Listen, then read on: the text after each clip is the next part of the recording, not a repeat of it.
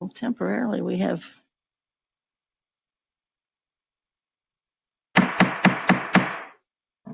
I call to order the October 19th, 2020 business meeting of the Cincinnati Board of Education. We welcome everyone and request everyone to please silence your cell phones and electronic devices. Ms. Bates, would you please? I'll do it. Would you please lead us in the pledge? I will. Thank you. I pledge allegiance to the flag of the United States of America and to the republic for which it stands, one nation, under God, indivisible, with liberty and justice for all. Ms. Wagner, please call the roll. Mrs. Bates? Present. Ms. Bolton? Present. Mrs. Bowers?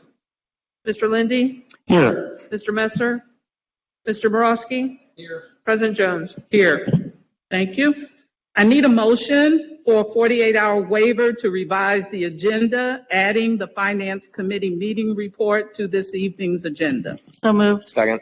Thank you. All in favor signify by saying aye. Aye. Any opposed? Agenda is revised. Members of the public who wish to be heard during the board meeting must raise their hand to speak during the first 10 minutes after the start of the meeting. Please do so now. Individuals who raise their hands after the first 10 minutes of the meeting will not be recognized to speak during this meeting. We have a little bit of a change, so please listen carefully. In keeping with the board's standard practice for hearing the public, the board asks that you click the visibility icon when you are recognized so that all of us will see you.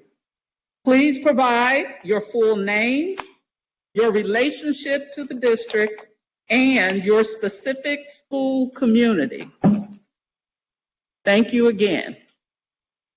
All right, I need a motion to approve the minutes from the business meeting September 30th, 2020, special meeting October 5th, 2020, business meeting October 5th, 2020, and the business meeting work session October 10th, 2020. So moved. Is there a second? Second. All in favor signify by saying aye. Aye. Opposed? Minutes are approved as presented. Ms. Bowers, please present the Student Achievement Committee meeting report.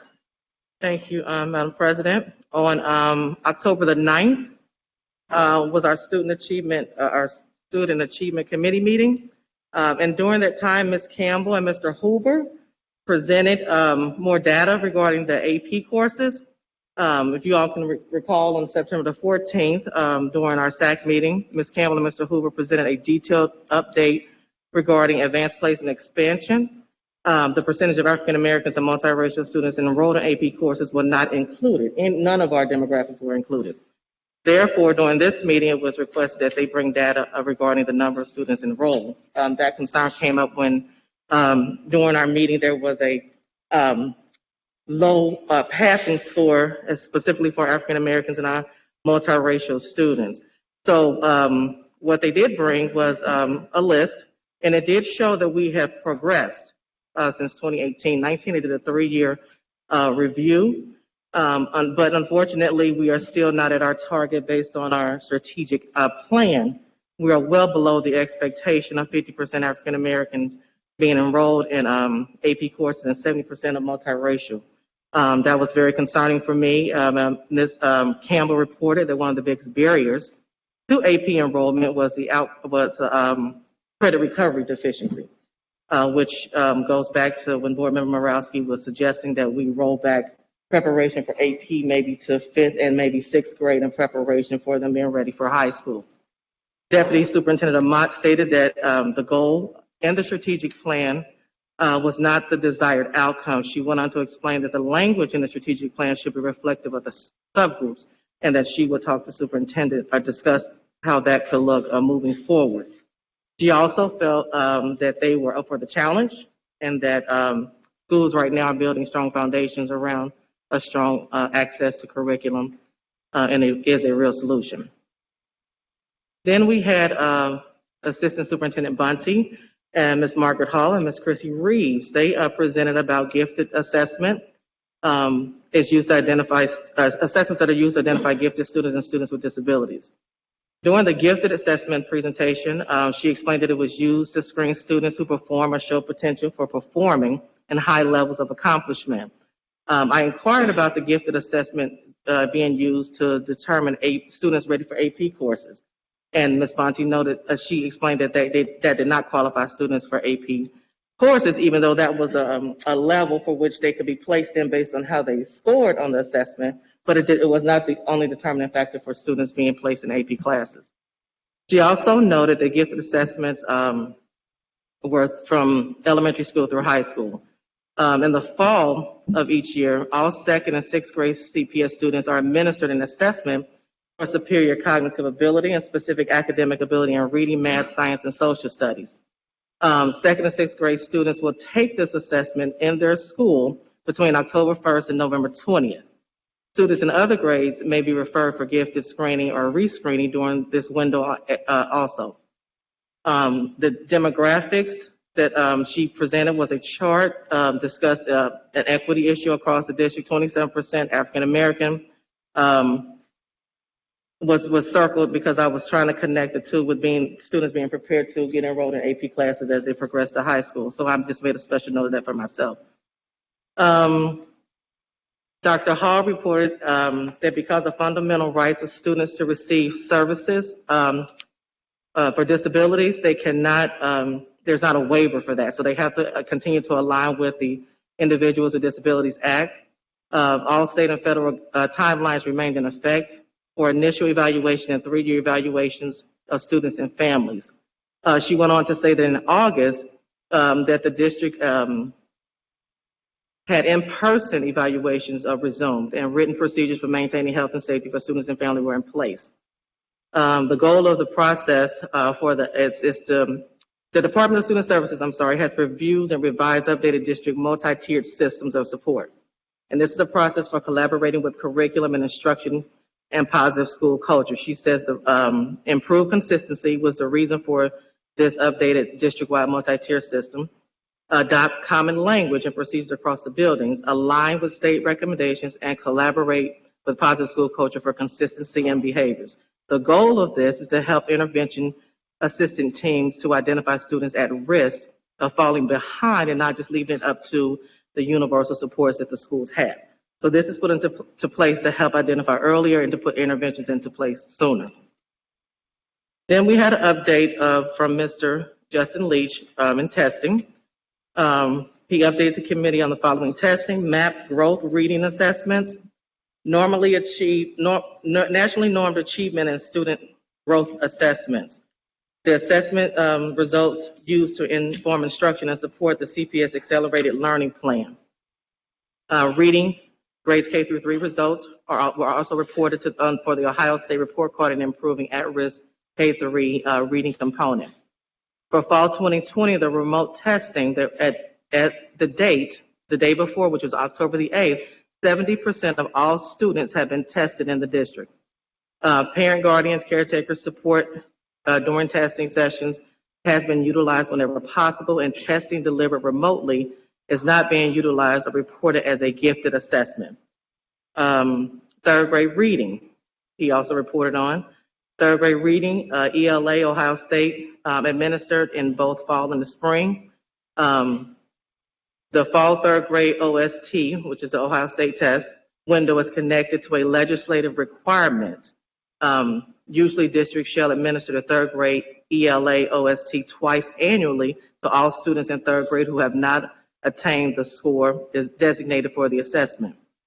Third grade OST is typically offered twice due to the retention and promotion provisions of the third grade reading guarantee.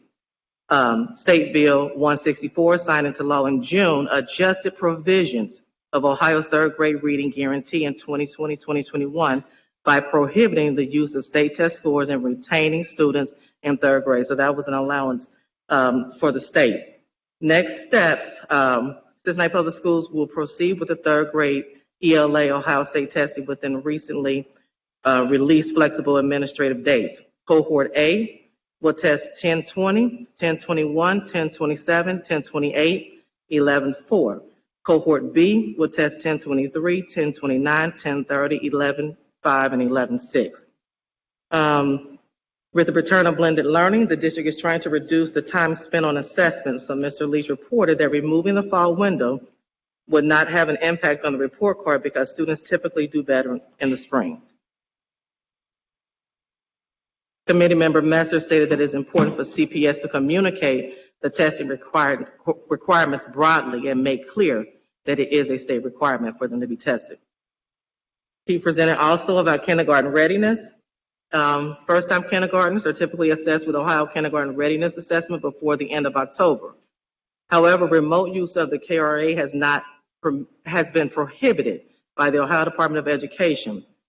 So what he has presented an alternative, and that the district would utilize Acadience and Dibble's reading diagnostic to assess students for kindergarten and reading. And there is some flexibility in to use that in blended and remote learning settings.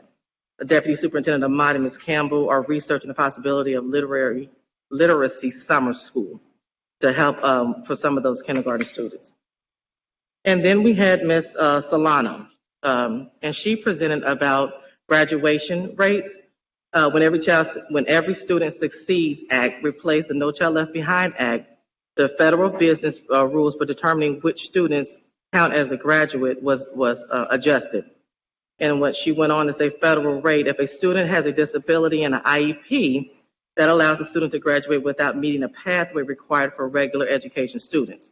The student is removed from the number of graduates, but still remains in the cohort. The state considers all students graduates if they meet the criteria and deems them eligible for a diploma. So she wanted us to make sure that we kind of knew how that worked. Then we went over the 4-year and 5-year graduation cohorts. If students transfer from another school, she wanted us to know that in their 5th year of high school, they are reassigned to a new school 5-year cohort, but remain in the previous school's 4-year rate. So a student's graduation cohort is based on the last school where the student was enrolled. And then she provided us information regarding graduation rates over the last, it looks like 10 years. There were some concerns with a couple of our high schools that are they're at a negative for the 4-year and also a negative for the 5-year graduation rate. And then we did not have this year's graduation rate. So my comment was that I'm looking forward to that. I think it'll be in at the end of the month. So during our November meeting, first Friday in November, we should be able to get that data in. And President, I present this report as written. Thank you. Okay, Mr. Morosky, please present the policy committee. My pleasure. The policy committee met right after Student Achievement Committee on October 9th, 2020 at 3:30 p.m. via Blue Jeans video conferencing tool. We began by discussing the anti-racism policy as we have the past number of meetings. You'll recall it was assigned June 10th. We saw our first draft, I believe, a month later. And since then, task force has been created that now has subgroups, leadership and administration, policy, communication, and enforcement, staff training and hiring and curriculum. Those are the headings of the policy itself as it currently exists, that it will not always be in that the form that it is in today. As we have discussed here a couple times publicly, a lot of the policy borders on procedure, and so we'll need to ensure that it is a policy and not into the procedural weeds. We also will need to have a discussion as a full board before the November 6th policy meeting when we will get a new draft. And I don't know time-wise if that will actually happen again tonight, but I wanted to address and let everybody know that the policy is being worked on and that this full board will have time to discuss it before November 6th so that Ms. Stephanie Scott, Assistant General Counsel, can include our input in the draft. Notably, that is not reflected in the minutes, and not to put my colleague on the spot, but Eve Bolton sent me a great resolution from the State Board of Education. There's a resolution to condemn racism and to advance equity and opportunity for Black students, Indigenous students, and students of color. You don't mind, kick it to you just for a second. You have a copy in front of you board colleagues. Just want to address that real quick. I thought it was Thank interesting. you. Sure, happy to do that. In another role that I play representing Cincinnati Public, was involved with the Education Standards Board, and part of the emphasis this past two-day meeting was to talk in terms of a number of things regarding diversity, inclusion, and of course now the equity piece. And have learned that, and am now sharing with this board, that the State Board of Education created its own policy and passed it in June.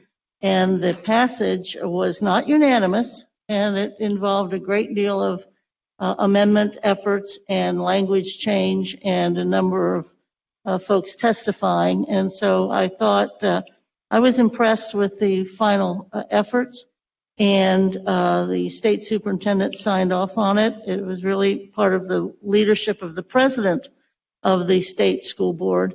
But tonight and over the weekend, shared with the chair, Mr. Morosky, the version that was passed, and now it's before our board too. And actually, parts of it seem similar to what we've done, and parts of it seem similar to the equity piece. But it is also very, I think, pretty aggressive and very, very proactive. So I want to share that, and hopefully that will enter into the discussion that this board has, and maybe will help inform the community meeting folks as well. So appreciate everybody looking through it and thinking about it. I appreciate you sending that on to me as well, Ms. Bolton. And so, again, you have the draft in front, or not the draft, you have the final copy signed by the state superintendent in front of you. So if you would check that out before we have our full board discussion, and also the policy, which you have a copy of, and a brief 2 pages of feedback. I'm going to ask, I'll do it in assignments again, but I'm going to ask that Ms. Davis resend the 2 pages of feedback from the task force to my colleagues. So make a note to do that assignment at the end as well, officially. We also discussed Justin Leach was sort of a starring member of our Friday afternoon committee meetings. We love meeting on Friday afternoon. The Ohio legislative progress with testing, Justin Leach gave us updates on grades 3 to 8, 3 to 8 reading, 5 to 8 science, excuse me, and Algebra 1, Geometry ELA 1, 2, American History, Government, Biology, and high school end of course exams. As of 10/1/20, no changes to state or federal testing requirements have been made. All tests are still scheduled to proceed within the originally published windows. Mr. Leach shared, and this is significant, that the Ohio Test Directors Alliance, or OTDA, which is a coalition of testing and assessment leaders, and Justin is our director of testing in the district, for those who don't know, released a statement regarding this issue that no changes had been made. And the statement is pretty clear that the group, quote, values the role of high quality assessment in informing instruction, but that school districts need greater flexibility in response to the uncertainty posed by COVID-19 in the 2020-2021 school years. OTDA recommended the following: extending the waiver for all accountability measures with the exception of graduation rate for the 2021 school year. 2, extend graduation flexibility to class of 2021 and beyond, affected by the cancellation of spring 2020 testing tied to high school graduation. So that would be any testing that is tied directly to graduating. 3, that districts utilize ODE vetted and approved assessment tools like map growth as a measure in place of Ohio State achievement tests for more timely and flexible assessment. I suggested a resolution of support may be helpful to this effort, this statewide effort, if that would be the will of the board, and obviously can be discussed. The committee, which is Mr. Messer and Ms. Bowers, agreed with that suggestion. The action was that Mr. Leach and Mr. Hoying would prepare a draft resolution for the committee's review. So if we want to have the discussion after November 6th, we can do that once we have something in front of us. Moving on, the last part will be pretty quick. You have a number of resolutions regarding policy amendments in front of you tonight. Policy 5540, interrogation of students, very minimal changes. The main takeaway is the committee agreed with the recommended changes, and we discussed having an administrator present during any interrogations at school, and Mr. Hoying referenced that is already part of the policy. We are happy to report that we are in a position where we are feeling somewhat normal in policy committee and able to continue with our regular annual audit of our policies as we were doing so diligently for the past 3 years. Board policy 7540, computer technology and network, no changes. Board policy 7540.01, employee technology privacy. We added personal devices into the policy and making note, and so all employees know that personal devices can be part of public record if necessary, and we felt that was important. We know that, but we felt it was important that everybody knows that. There's also a reference to a BlackBerry in the policy. Nobody knew what that was, but we left it in there. Board policy 7540. It might make a comeback. Mr. Hoying said it might make a comeback. Board policy 7540.02. The district webpage, there's a lot of cleanup language. And then lastly, board policy 5410 had a lot of changes. Sarah Morales, our world languages manager, updated the committee.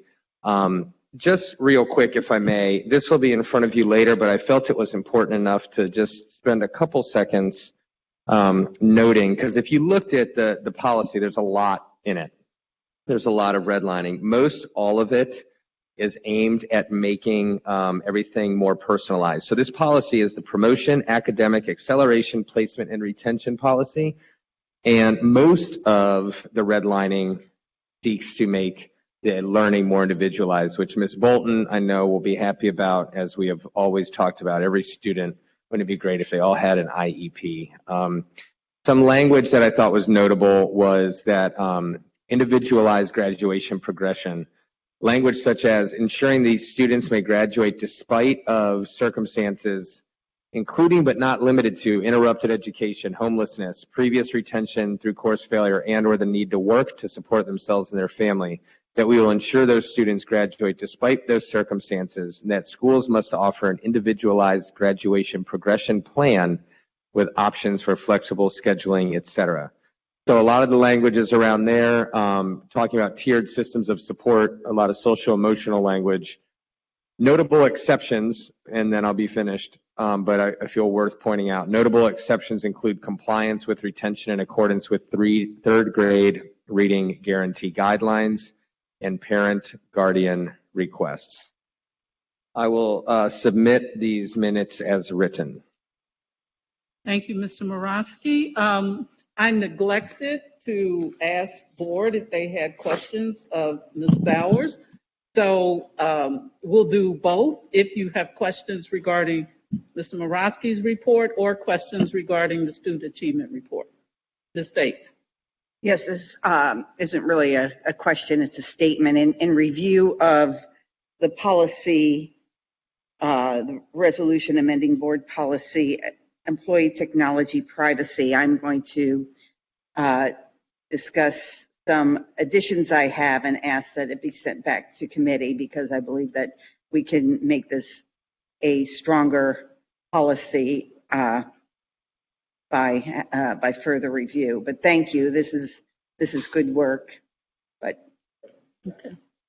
That's totally fine with me. We can rescind the resolution on the agenda, and we'll take it back to policy with Ms. Bates' suggestions. Okay. Any questions for Ms. Bowers and the Student Achievement Committee?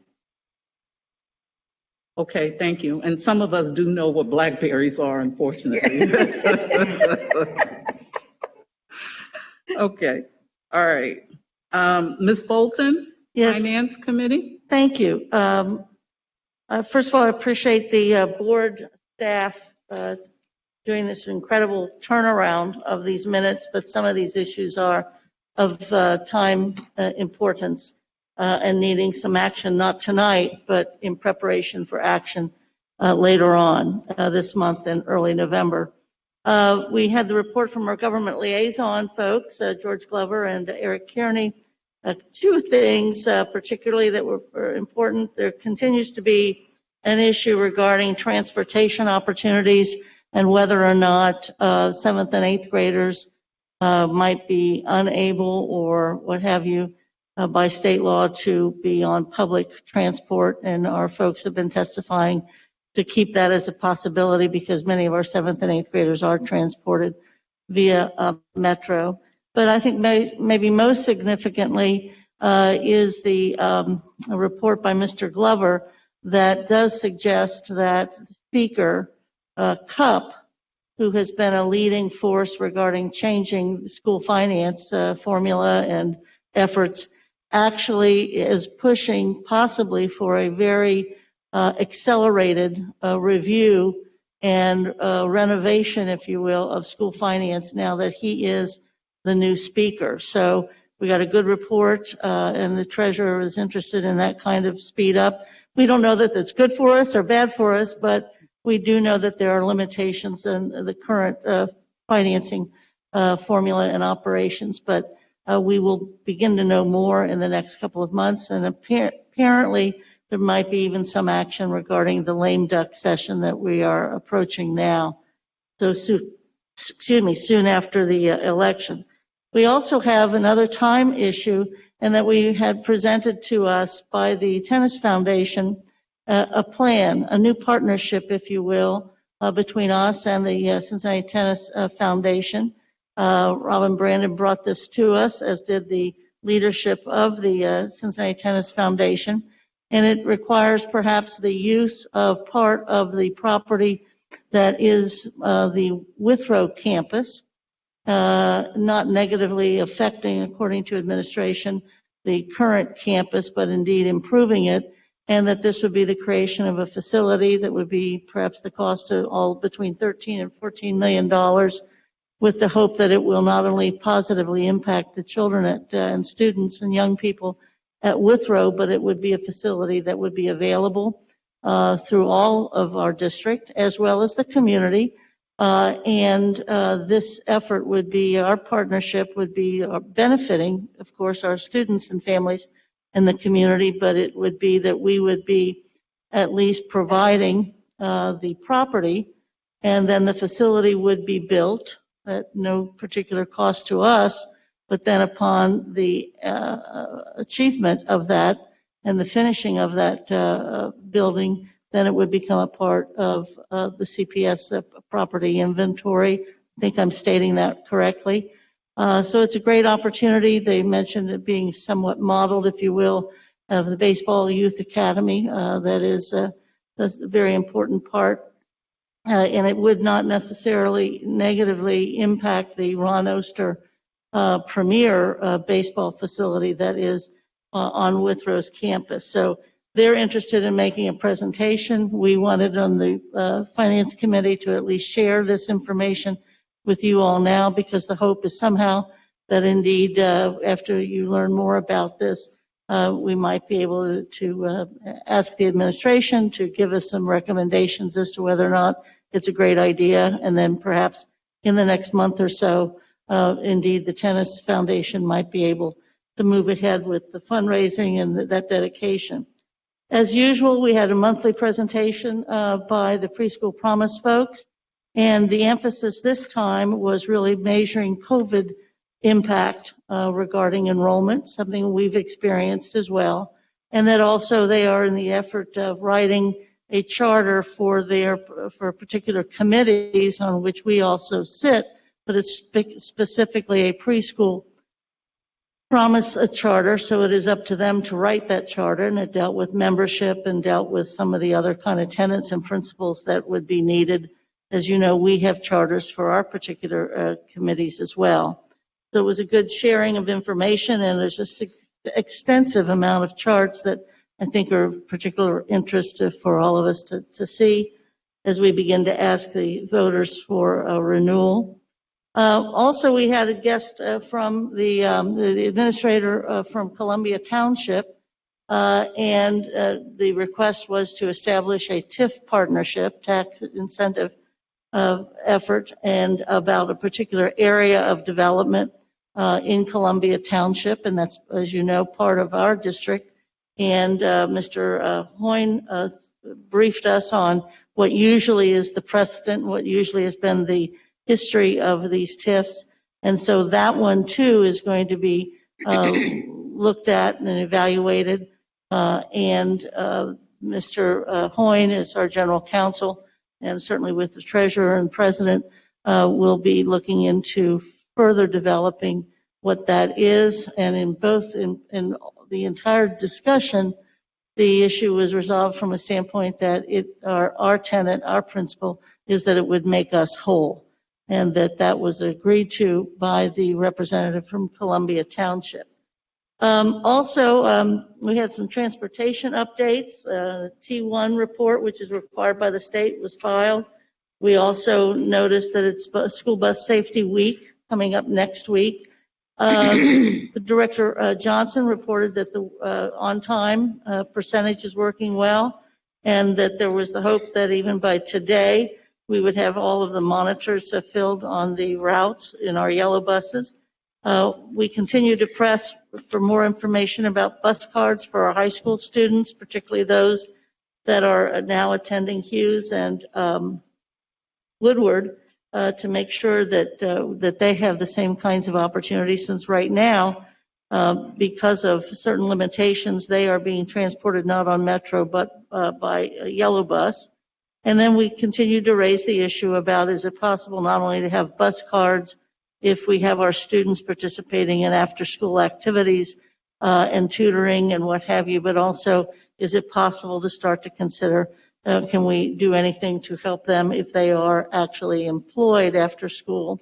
So everyone's looking into that, and I think, we've gotten some estimates of what that might cost. And then fortunately, our treasurer, at our request, and her request, mutual request, presented at least a draft of what's going to be presented tonight, and her interest was to have Finance Committee share any input and recommendations and suggestions as to how to improve it and make sure that most questions would be addressed in the presentation that is being presented tonight. So before you can have not only all the extensive stuff within the minutes, but we do have the full report and proposal from the Tennis Foundation, as well as knowing that the Columbia Township TIF will start to be negotiated by General Counsel and the Treasurer. I submit for hopefully passage and acceptance the minutes of the Finance Committee.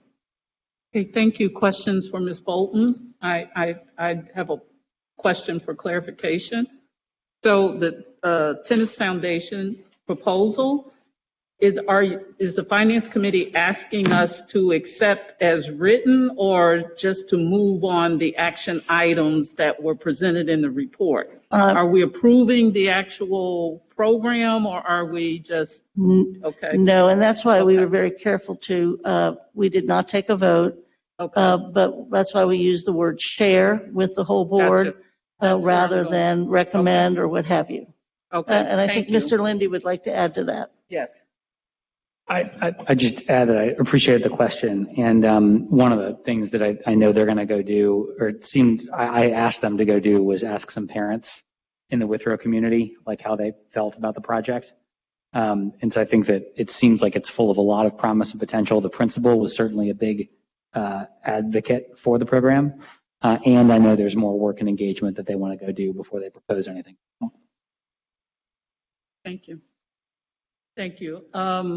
Any other questions for Ms. Bolton? Okay, I need a motion to approve the committee reports as written. So moved. Is there a second? Second. All in favor signify by saying aye. Aye. Opposed? Thank you. All right, we're ready for our presentation. Superintendent Mitchell, please introduce the first presentation. Thank you. So we have a series of presentations that have been requested actually by the board. The first presentation is regarding outdoor learning, and so our Deputy Superintendent, Tiani Ahmad, is going to do an introduction. So this outdoor learning has actually been a part of our work over the last several years. Many of our Vision 2020 schools have adopted a program focused on the environment, such as Pleasant Hill, John P. Parker, Rockdale. In addition to that, many parents and community groups have come forward talking about the value, especially during a pandemic, to have outdoor learning as a part of our composition within CPS. So happy to say this is work we had already started on before COVID, but we're enhancing that work moving forward. So our Deputy Superintendent will introduce her team. Thank you. Good evening.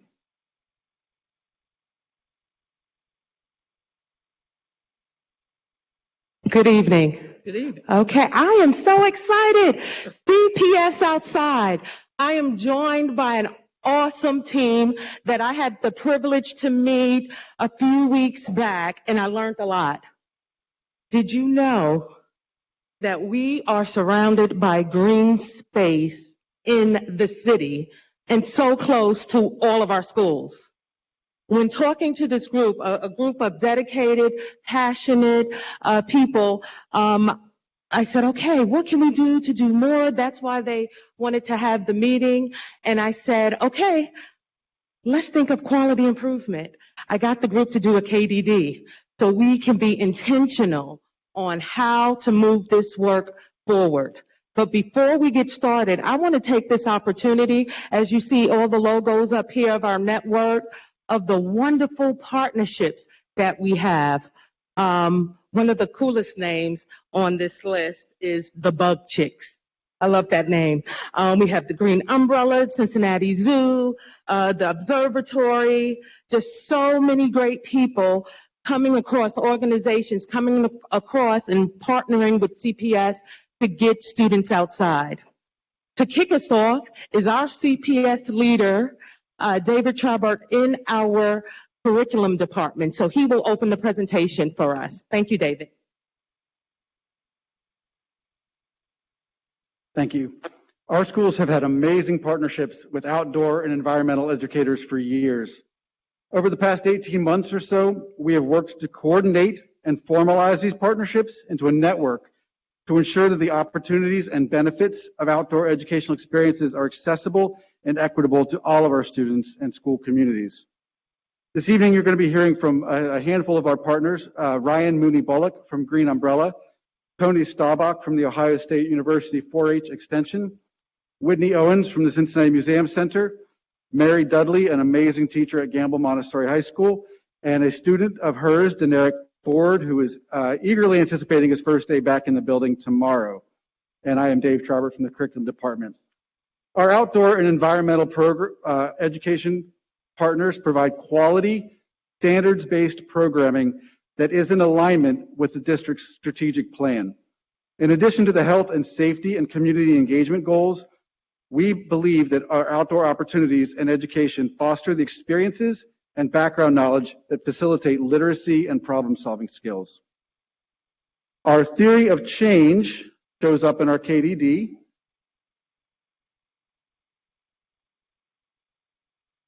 Our theory of change is that the impacts of activated students and families will have positive impacts on student achievement. In curriculum and instruction, we have a firm standing that knowledge building and experiences are strongly correlated to student academic success. And the work of this network of partners, described in many of the projects you see on the right-hand part of this diagram, will create the environment in which this can occur.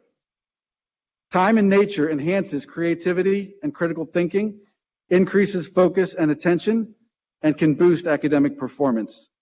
Chris Raydell at Pleasant Hill Academy sees this in his kindergarten students, regularly incorporating time outside into his instruction.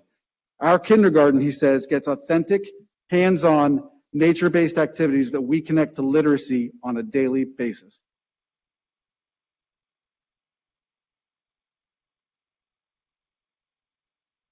Last winter, when we started mapping out what we could do as a network, we identified 3 main strategies, which we hope we get to soon when the time is right.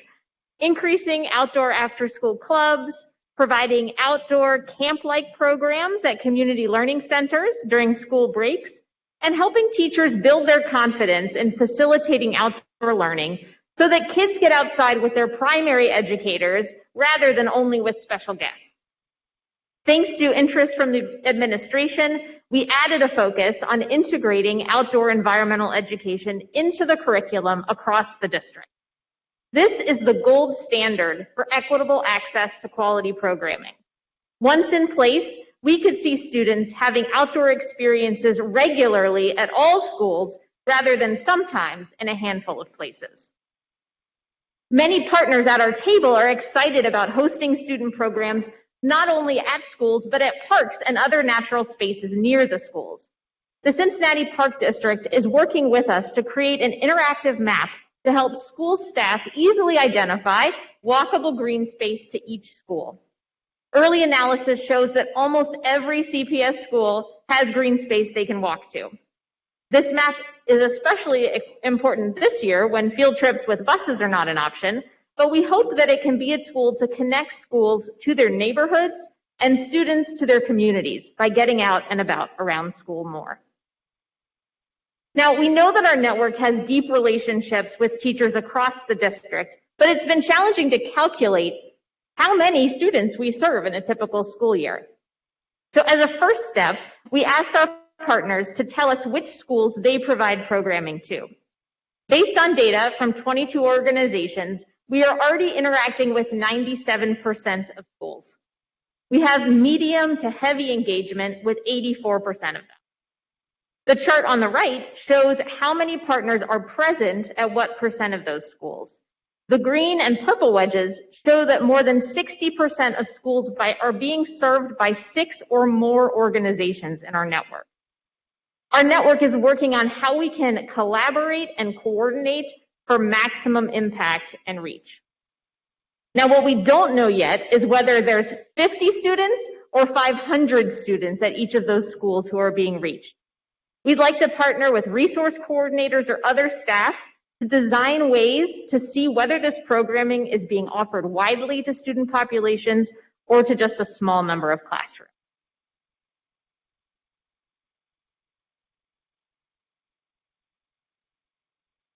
Now, what does it take to get students learning outside?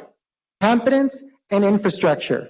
Teachers will benefit from connecting to existing best-in-class educational resources and additional trainings on outdoor safety, stress management, environmental and natural resource education, and virtual field trips. By providing site assessments, environmental educators will connect with teachers, resource coordinators, and principals to help staff learn how to use the campus or a nearby green space. The site assessment will assess outdoor infrastructure and outdoor classroom needs and facilitate ongoing collaboration with the facilities department for site improvement, modification, and planning for outdoor learning.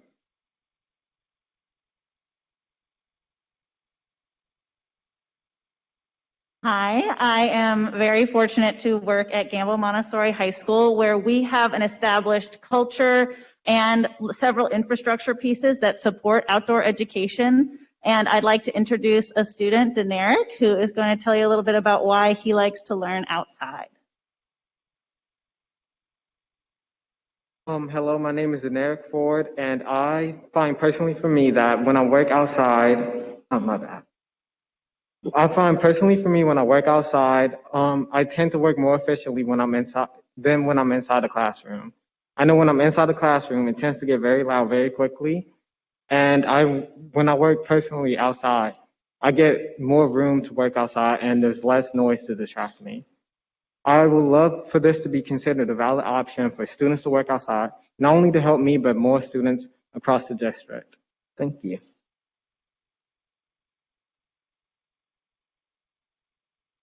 Our curriculum working group is excited to collaborate with curriculum writers to embed outdoor and environmental education into Schoology units. Also to develop and share virtual field trip programming and think long-term, not just short-term, about how to fully integrate community partnerships into the curriculum for years to come. We're providing ideas for families and caregivers to get students outside during distance learning, which can be shared through the remote learning website, CPS TV, and weekly newsletters. Our partner organizations are bringing exciting nature experiences to childcare and after-school centers like the CRCs and YMCAs to engage students where they are.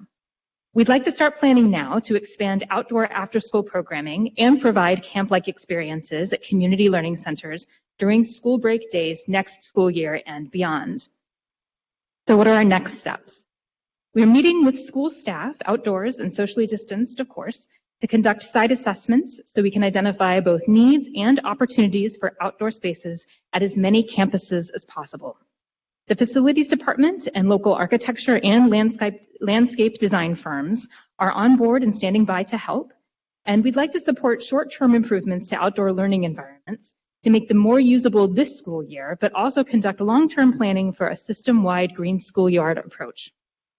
We are sharing professional development, virtual field trips, and family activity opportunities through CPS's official channels, and we're launching and promoting the interactive walkable green space map to school staff. We're providing programming for students outdoors once it is deemed acceptable, and we are really excited about providing some fun walking trips and campus explorations this spring. Finally, we're developing a plan to advance our shared goal of integrating aligned outdoor activities into the K-12 curriculum so that every single student gets access to the many benefits of outdoor learning every single year. So we'd like to build in some predictability so every student will know that they have a guaranteed outside experience each year. So thank you on behalf of our CPS outside partners and our fantastic partners in Cincinnati Public Schools. And if there are any questions from the board, we can take them now. Okay, thank you so much for the presentation. We're open for questions. Ms. Bowers first, and then Mr. Morosky. Yes, thank you, President Jones. Hi, Ms. Dudley. Excellent. I know her from Pleasant Hill, too. Nevertheless, I just wanted to commend you guys. When I heard 60%, you're already connected with 60% of our schools, at least one outdoor learning partner? Or did you say 6 or more? 6 or more partners at 60% of the wow, schools. that's very impressive. And then I like the idea of the student. I didn't get the student's name, but I know him. What? Deneric Ford.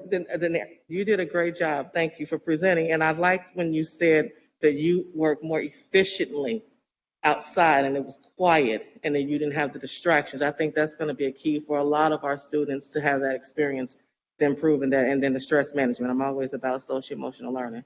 So good job. I like it. Thank you. Thank you. Mr. Morosky. Thank you, President Jones. In my spare time, I am a trustee at Camp Joy and their development chair, so this makes my heart happy. And I want to give a kudos, before we get to kudos, to my colleague to my right, Eve Bolton, for really leading on this issue, at least the 3 years I've been on this board. And I'm seeing some nods of agreement out there, so I just want to say kudos. I might do it again later. I don't know.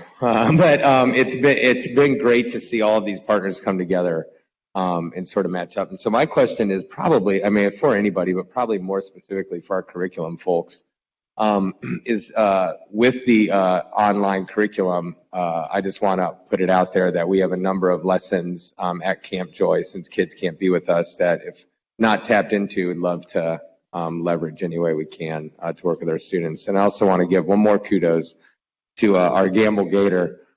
Thanks so much for repping, and I really, really liked your jacket, and I wish I could have one, but I haven't put in the work to earn it, so can't have one, but it's a really cool jacket. But yeah, Ryan, I know you know Jen, so if we can connect that, I know we're looking for ways to connect with students because we obviously really missed summer, so thanks for what y'all are doing. And again, one more time to Ms. Bolton, I appreciate you leading on this. Thank you. Ms. Bates? Yes. Hi, a great presentation, and I have a suggestion. I didn't see it on here, correct me if I'm mistaken, but I'm a board member, kind of a long-time board member on Go Vibrant. And they are involved with the district with primarily athletics and fundraising and all of that. But, you know, we're also coordinating with the district on the Million Step Challenge for children, walking routes. And I think that this would be another great partnership. And do you know Mark Jeffries? I do not. I can get you his information. That'd be great. I think that's a natural partnership there as well. And I'm sure we'd be really happy to join in this great effort. Awesome. Thank you. Ms. Bolton? Thank you. And the board will recall that I think this group gave us our first virtual distance presentation during one board meeting a couple of months ago.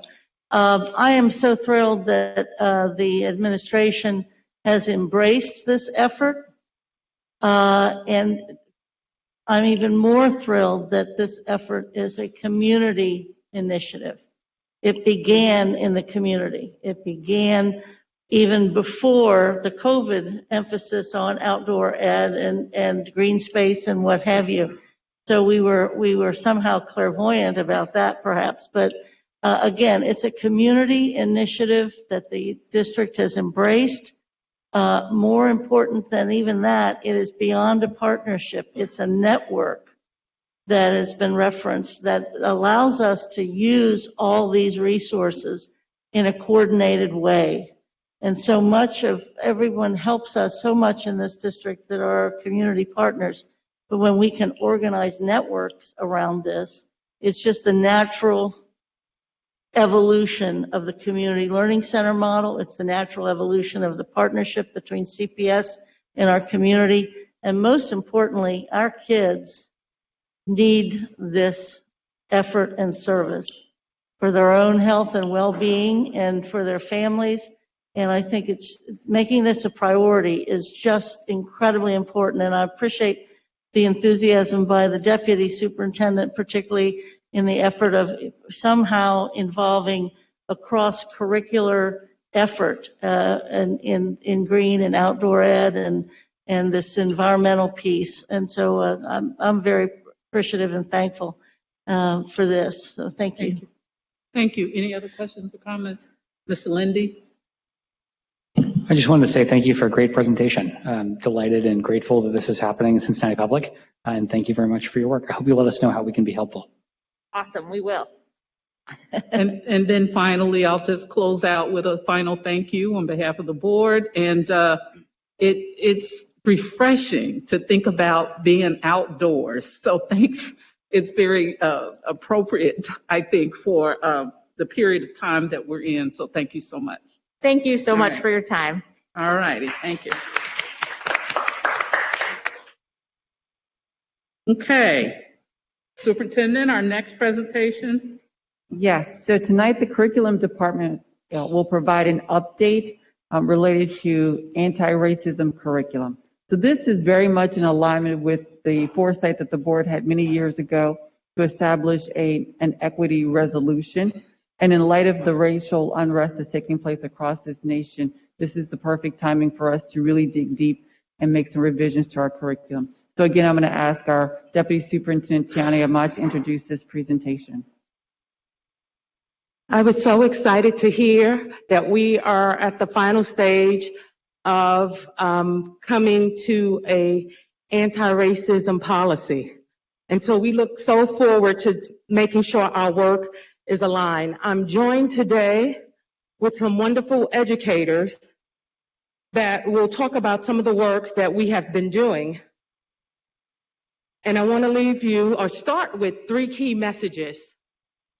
One, we want to creating school and classroom communities committed to equity and anti-racism. 2, ensure the right resources are available at the right time. And 3, want to make this very clear. This is a commitment to a movement, not a moment. This work started before the global crisis that we were all facing after George Floyd's death, and will continue to face and call racism out and do something about it and be clear and intentional in our work. Our structure began with 3 committees. The first one is a general education committee made up of principals, other administrators, and teachers. That committee has joined together it started over the summer. We wrote a letter to our superintendent with some very specific strategies on thoughts and ideas and practices that we thought we can improve our district. We also wanted to build upon our principal leadership team in creating not only safe spaces, but brave spaces that talk about race in our schools and in our district, and looking at our curriculum and instructional practices. A lot of the work you will hear today will be around the curriculum and instructional work, and our director of curriculum, she will state this mantra that I think I've been sharing with you all year long, but she will kick us off with this.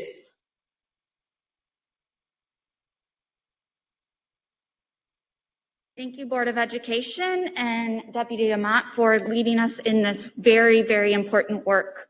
We have two statements that act as our guiding pillars.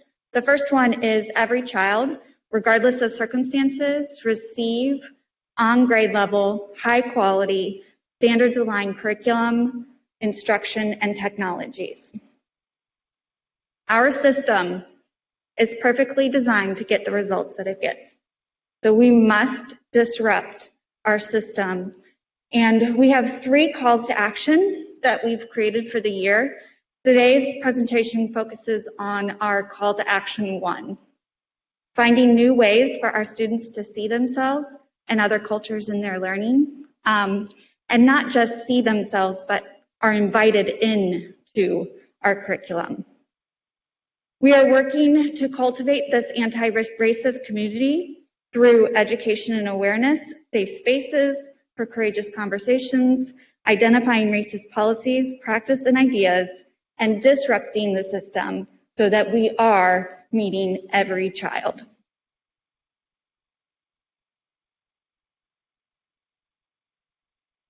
Once again, it's a great honor for me to introduce some of the leaders in the district that are lead this work on a district-wide level and in the classrooms and in the buildings. So you'll be hearing this evening from Rachel McMillan from Aiken High School, Dr. Christine Gibson from Roll Hill Elementary, and Dr. Don Williams in the Department of Curriculum and Instruction. And we're excited to share just a small sample of some of the big work that is driving everything we do in curriculum and instruction this year.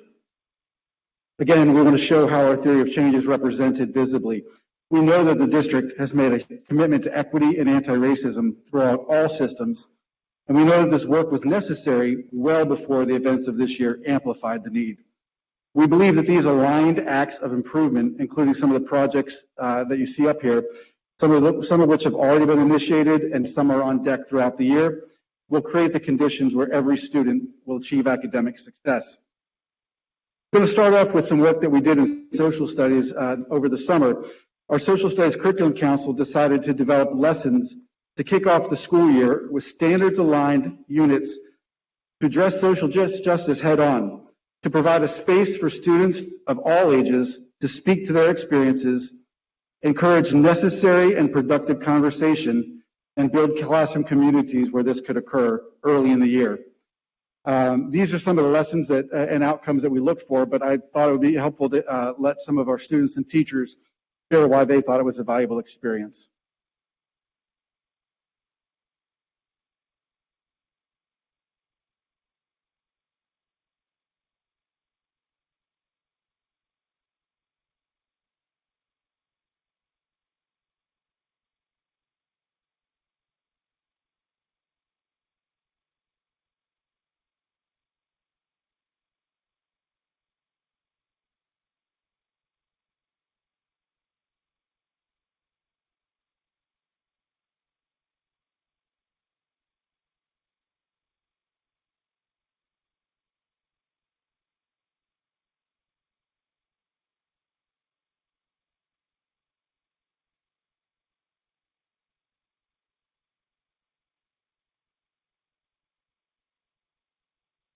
Been shared, and that video is accessible just by clicking right at the bottom of the screen. You'll be able to watch it, and we'll try to get it queued up so maybe we'll be able to see it after we wrap up with the speakers.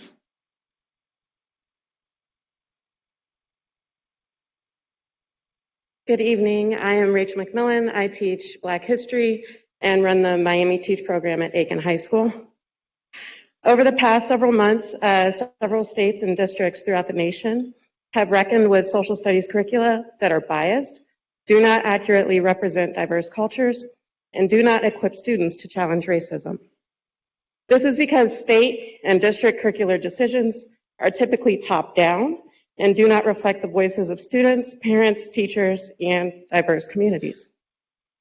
In light of this, the Social Studies Curriculum Department has decided to engage in the process of curriculum deliberation to identify problems within our K-12 curriculum and construct a new curriculum from the ground up.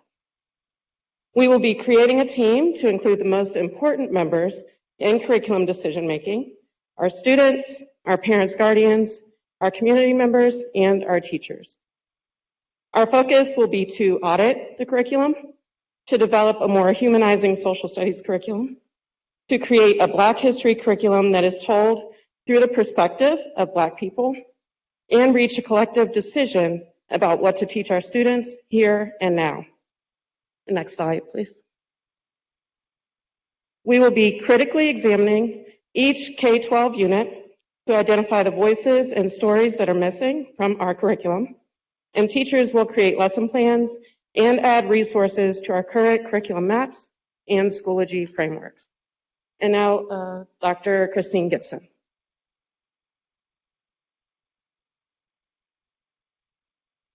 Thank you. The Curriculum Instruction Department have heard and listened to the voices of the students, parents, teachers, and diverse communities. Our Black and Brown students' identities matter. So our big work is to align current ELA curricula standards with social justice standards and the social and emotional learning standards by identifying gaps, adding resources to make lessons culturally relevant for all students. Next slide. Oh, never mind. Okay.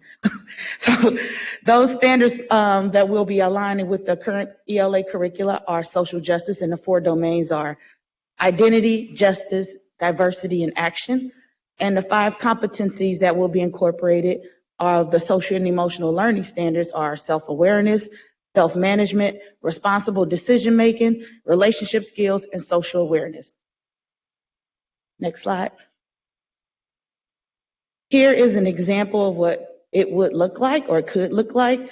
This was created over the summer by the ELA steering committee, as well as a member from the K-3 steering committee. Now, Dr. Don Williams.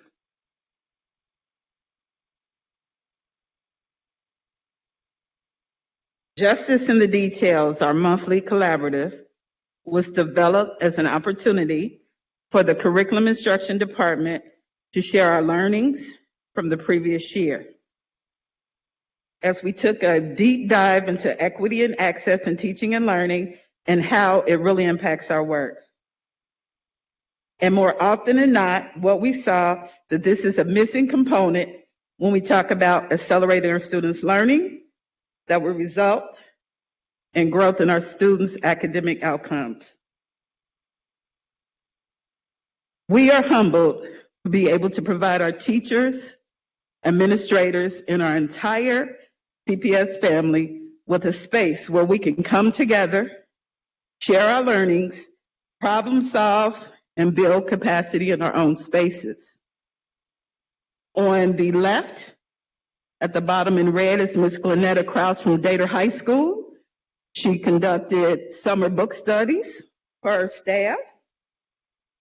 On the right is Ms. Lisa Owens from Roberts, who built an equity coalition that talked about the topics of interest in the world and their community. In a previous session of Justice in the Details, they shared their learning on how they build capacity at Dater as well as Roberts. One of our key learnings from this experience is that justice is in the details for teaching and learning.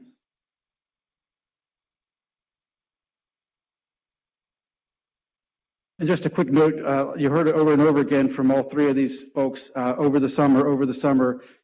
These teachers that created those committees at Roberts and Dater, the work that was done in ELA and in social studies was done by teachers during their summer break because they were passionate and committed to this, as is the district as a whole. The projects and initiatives that we've shared tonight reflect just, again, a small amount of the big work being done by amazingly activated students, teachers, principals, and other professionals. We are creating communities where students are heard and their voices valued, and ensuring that the right resources are in place at the right time. By aligning these acts of improvement and building capacity to spread the work, we are committed that our district is not responding to this moment, but is leading a movement. We hope to come back before you in the spring with some final recommendations and asks that we would ask to be considered for, not to reflect where we are in 2020, but to reflect what is necessary permanently to be added to our curriculum or change in our curriculum to ensure that anti-racism and equity are the tenets and the very foundation of everything we do. Any luck with the...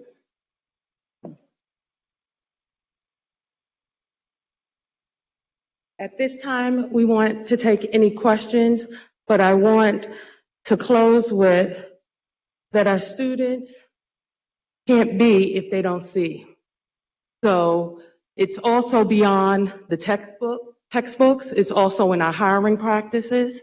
So we want to unite with all departments and really make this a movement that is empowering to all of our kids and staff. And we're just so dedicated to this work, and we thank you for allowing us this opportunity to share the little bit of time that we can talk about some of the practices that we have started in the curriculum department. So thank you. Thank you. Are we able to get the video up?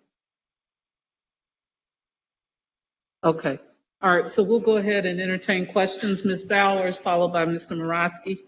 Yes, thank you everyone for the presentation. It was very educational for me. I have a question about the safe and brave spaces to talk about racism. Did that occur first quarter, or is that presented to occur in the future? Has that already started? So, social studies teachers across the district, social justice students. The social studies teachers across the district at all grade levels started the year with these units. It was anywhere from a 2 to 3 week, based on the lessons you saw up there. What happened this summer? Why is it important to talk about this? And how can citizens and students use their voices to impact change? And we heard amazing things about just fantastic conversations that happened in those spaces. Excellent. And the second question I had Can was... I add something to that? In talking to teachers is also building their capacity. So that's why we're working with the principal group. And how do we set up safe spaces for our teachers to feel comfortable in facilitating these conversations? So we have a small pilot in one of our schools, and we're taking notes, a small test, and hearing from teachers exactly what they need to feel comfortable. Some of it is around content. Some of it is around behavior management. Some of it is around, I just don't feel comfortable. So if we're going to do this systemically, we have to build the capacity of the adults beyond just the content.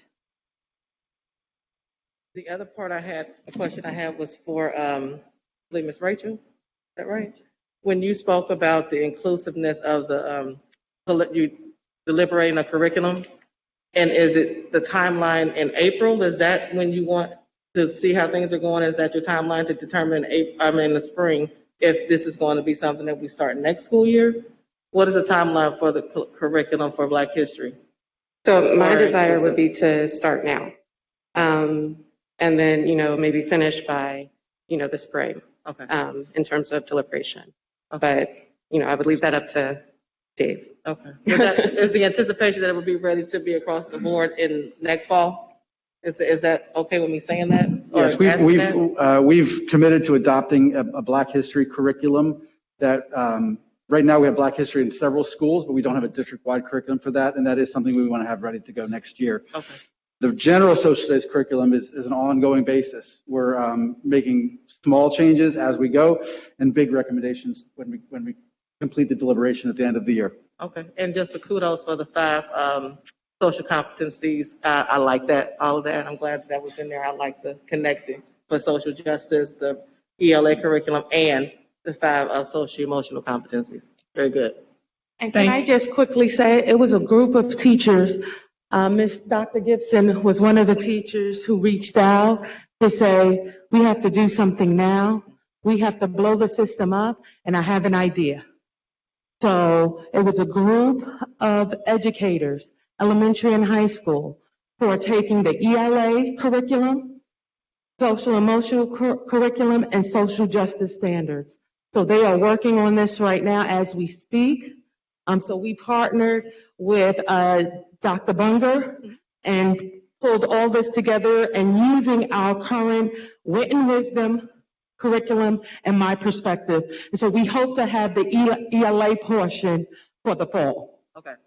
Thank you. Mr. Morosky? Thank you, President Jones. And thank you all so much. I think it begs to be highlighted that we have the experts needed in our district to do this work. Soon to be Dr. McMillan has been leading on this work for some time. Dr. Gibson, of course, is a well-respected, well-known published author who's already writing about these issues in her series of books. And, of course, Dr. Dawn Williams as well in curriculum and instruction. So it's really great that we're having these kinds of presentations. I'm glad there's still a lot of people watching these meetings because people need to know that we are in fact leading. And Dr. Amat, I'm giving out. All right, Dr. Amat.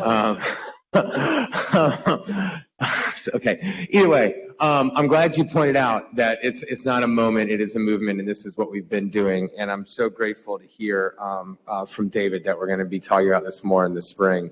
And of course, I'm not the chair of SAC, but always feel free to come to Student Achievement. You know, we can stay up to date on it so that when it comes in the spring and we have to approve the curriculum, it's not like first time everybody has heard about all the changes. I just wanted you all to know, so I wanted to bring up that piece about Student Achievement. I also wanted to let you know that I received a number of texts of screenshots from parents from the initial lessons at the beginning of this year. And it's neat to see the context put to it. I initially thought it might have been an individual teacher, leading this unit. And as I started getting more and more messages, I was like, this is a coordinated effort. And it's just really impressive. And I wanted you all to hear that. And I wanted you to know that this has not been a year where we are flooded with compliments. And one area where we have consistently, I think, received compliments is in this area of leading this anti-racism work.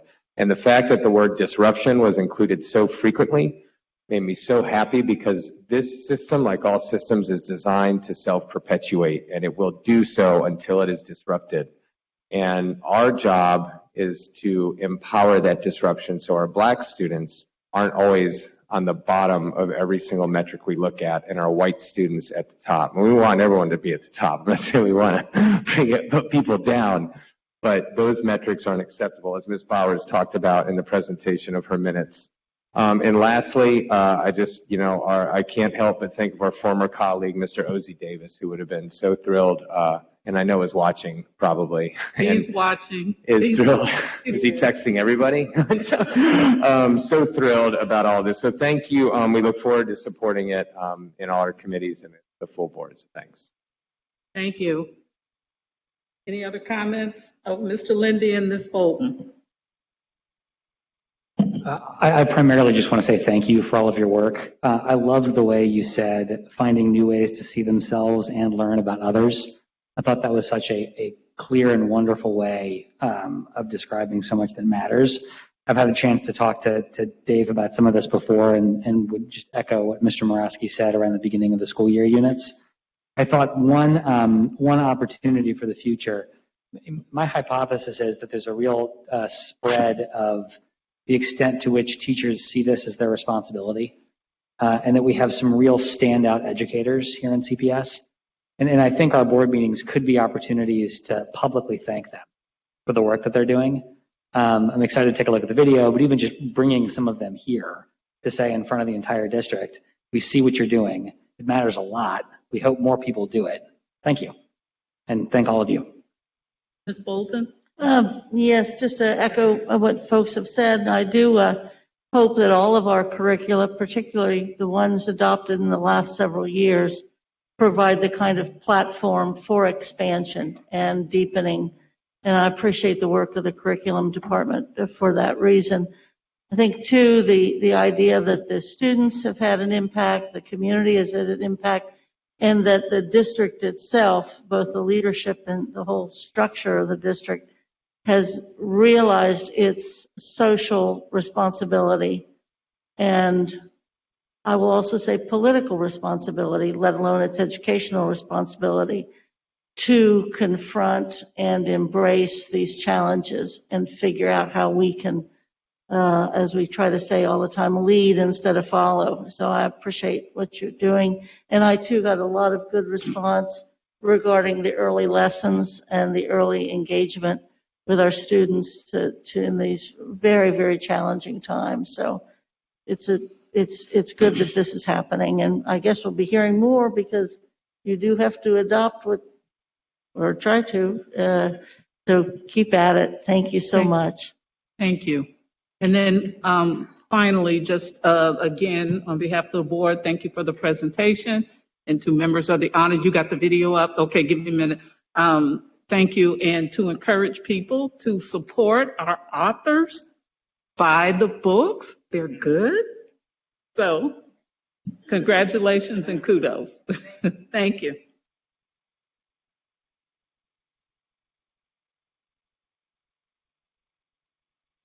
And I'm here today just to speak on the impact and the fruit of the Social Injustice Unit. It was very impactful for my students to have open dialogue about things that affect their community, history that reflects them and what they look like and their daily lives. And so kudos to the Social Studies Department for taking on this task to unveil in the new year, to build into our students, to build in relationships. And although these conversations can be tough, it's necessary. And I'm just thankful to be a part of it, to be part of CPS in this process. I think it's important to discuss racism and race because a lot of the problems that we have, that minorities faced back then, still have an effect on how our society operates today. I thought it was very important to talk about social justice in my social studies class at the beginning of the year because it taught us to treat each other respectfully and not by what the color of our skin is. Hi, my name is Danielle Crooks, and I'm just coming to you all to tell you how thankful and impactful this unit on racial justice has been for my students. I teach 10th grade American history, and I have one class of African American history. Both classes have been super engaged. There's been great dialogue, great discussion, and they've been really, really involved. My seniors are even using this topic for their Common App essay. So that I think is amazing as well to see how engaged they are in class. Even my students who last year I knew to roam the halls have been in class, participating, discussing, on task, just on point with this dialogue and discussion, and it's greatly needed and appreciated.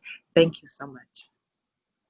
I teach fourth graders the social studies, and the social justice unit was a great start to this year to make social studies relevant to our standards with timelines, historical thinking, analyzing primary and secondary sources, analyzing text for bias.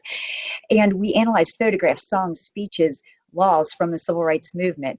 At the same time, this unit created empathetic, knowledgeable citizens who can see a point of view that is not always heard. Through our Be a Social Justice Superhero scenarios, we made protest posters, and the kids and I became family that would stand up for each other. It really helped create a strong class structure. A lot of people try to dodge the topic because of how powerful it can be to talk about it, and they never really know what we go through until we explain it and they see it with their own eyes. That's why we need to talk about race. My students really responded very well to the social justice lessons. They really enjoyed them. They enjoyed talking about something that they know affects them on a daily basis. It also helped me with building relationships with my students right off the bat, letting them know where I stand on issues that are dear to their heart, and talking about how it is living history and the importance of understanding how history is happening every day was very beneficial, and I think will continue to be beneficial throughout the school year. We need to talk about race because we need to get all this confusion and racism out each other's head because it's not right for the United States of America.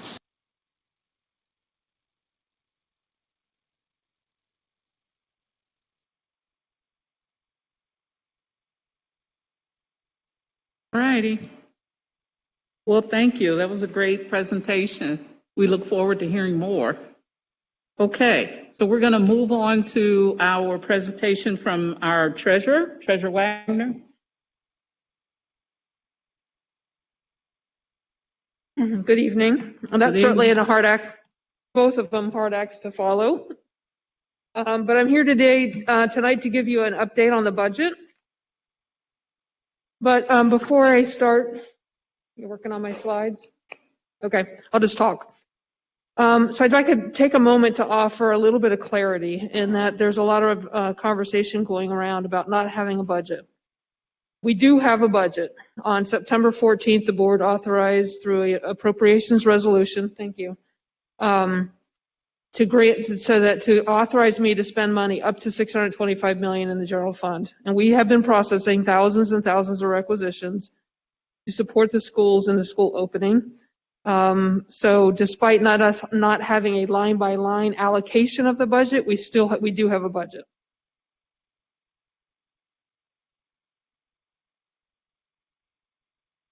Okay. So also in a recent meeting, it occurred to me that there's a lot of confusion over what's called cash carryover. So I thought I'd take a few minutes and talk about how school districts operate on a cash basis and what that means with our financial plans. So in the corporate world, oops.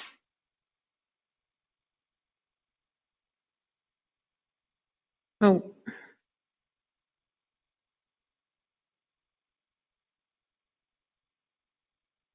Okay, this isn't working. Okay, stop right there. Okay, so in the corporate world, do I keep doing that? Okay, I'll let you drive. I talk with my hands a lot, so I must be pressing a button that I'm not supposed to have had in pause. Okay, so in the corporate world, they use GAAP accounting, which is accrual basis accounting, which means that revenues and expenses are recorded when incurred and not necessarily when either received or paid. School districts work on a cash basis by state law, and so we only record a revenue or an expense when cash changes hands. There's a difference there. So as an example, on the corporate side of the world, they sell a computer, they book that sale, and then into a receivable. So when they get the money to deliver the computer, get the cash, is when they record the cash receipt. On the other hand, on the district side, we don't record our property tax collections until that actually shows up in our bank. On the other side, on an expense, when a corporate body buys something, they record it when they get the invoice. We'll record the expense, not when we get the invoice, but when we actually pay the bill, and it could be 30 days later because our terms are net 30 days. So I'm saying all that to explain how cash balance helps to drive our multi-year, 5-year plan. You can switch. Thank you. So this is a shortened version of the May forecast. So if you remember, when we were doing the forecast in May, we were in the midst of a huge economic downturn. People were laying off all over the place. But the companies were closing. But we still have to put out a 5-year forecast.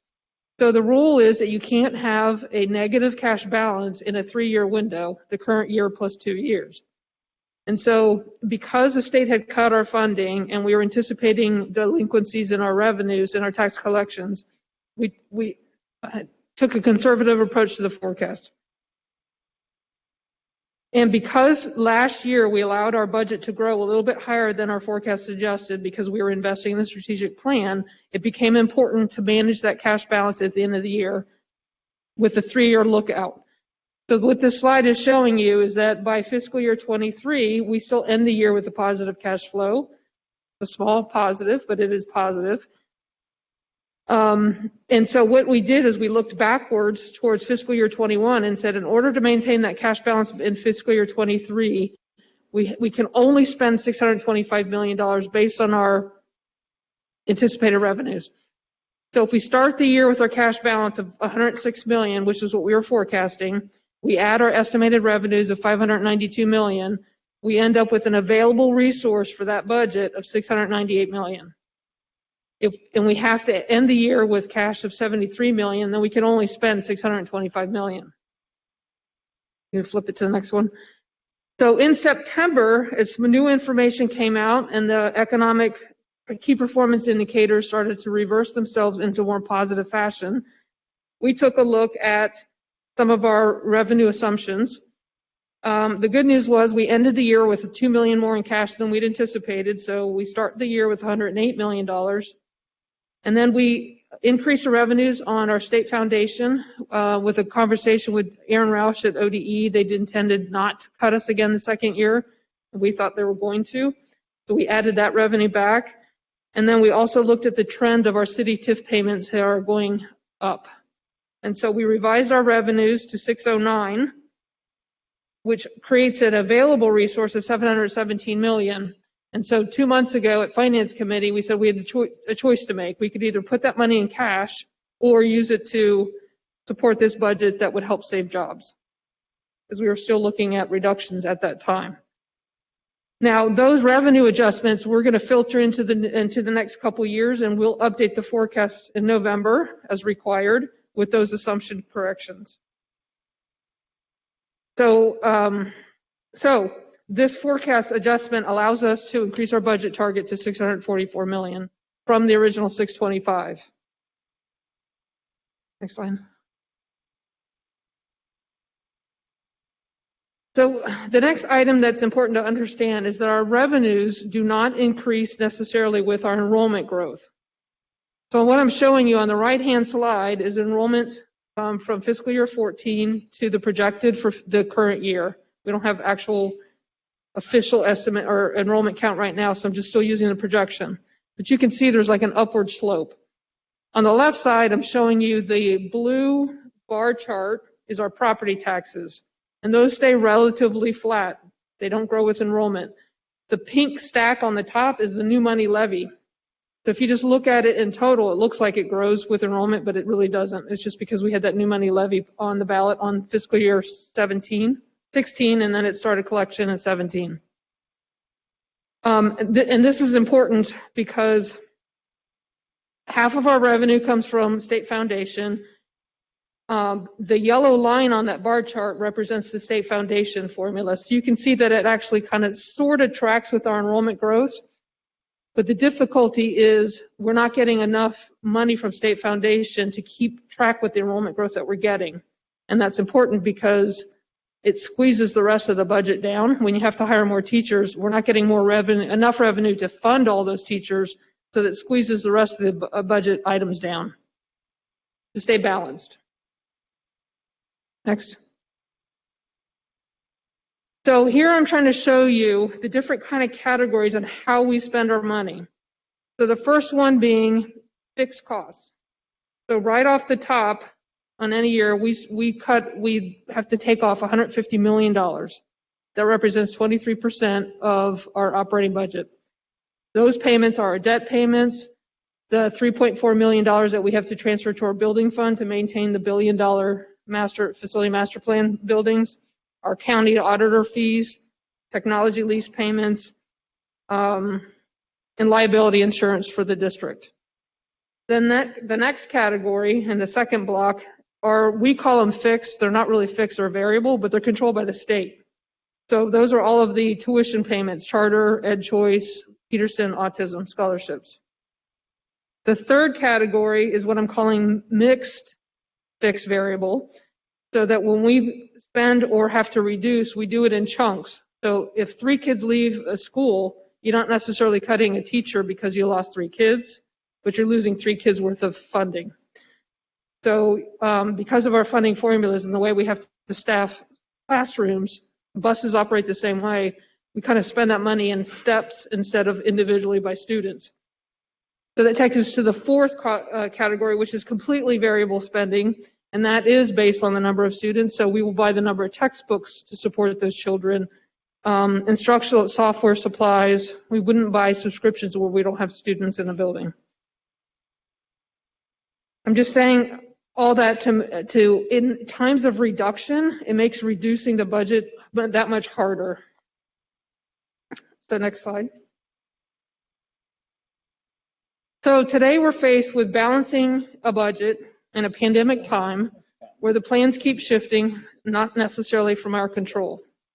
And so we're trying to bridge to this new world that we're living in, the new CPS, from a budget that was supporting our strategic plan, our My Tomorrow initiative, our digital instruction, Vision 2020, and equity, into on-demand learning.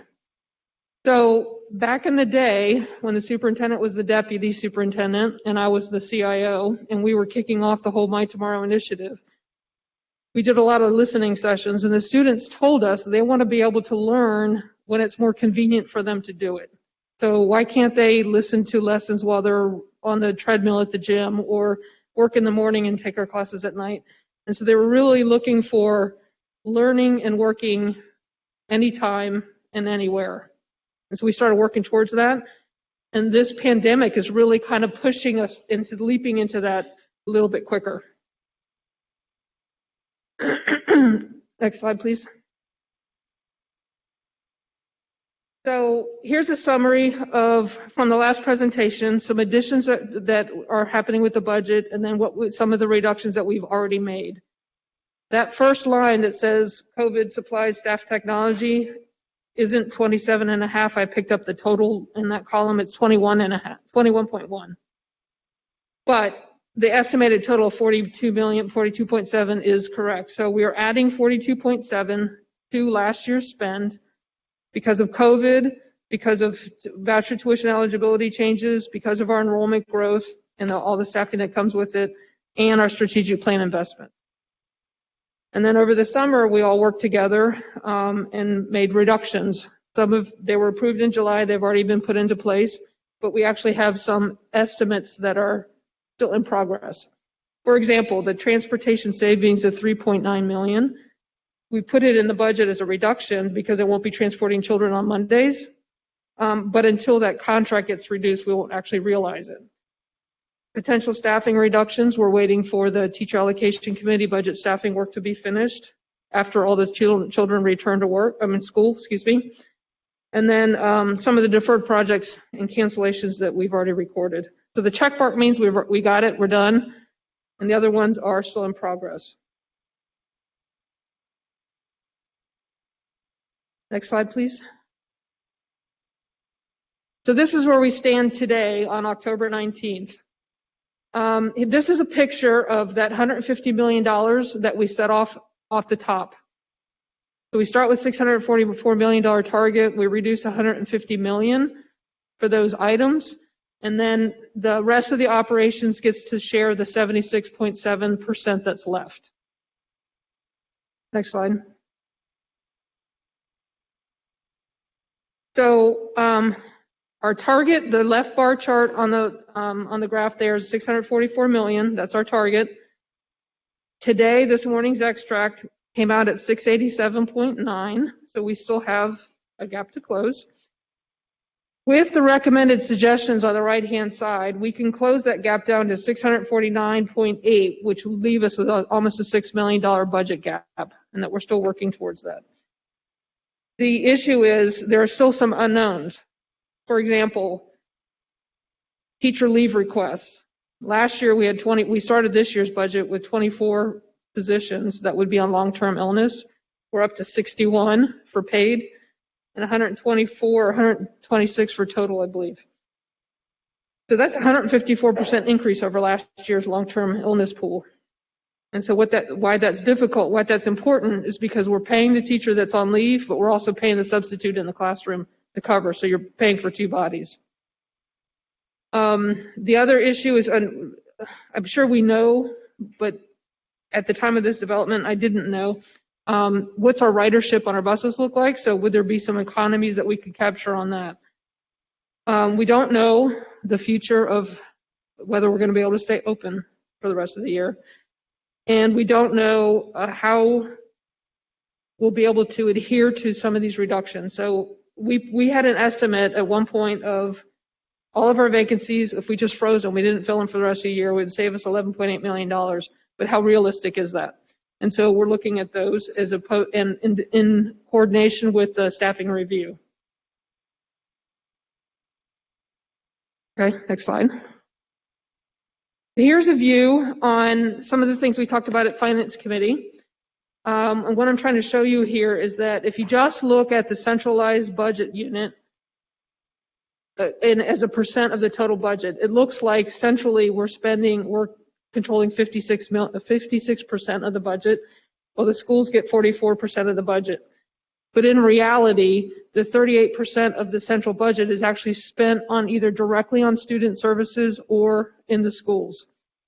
Some examples are the My Tomorrow texts are budgeted in the technology department, but they actually work out in the schools.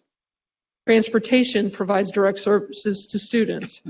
Curriculum buys textbooks, but they're cost allocated out to the schools based on the students.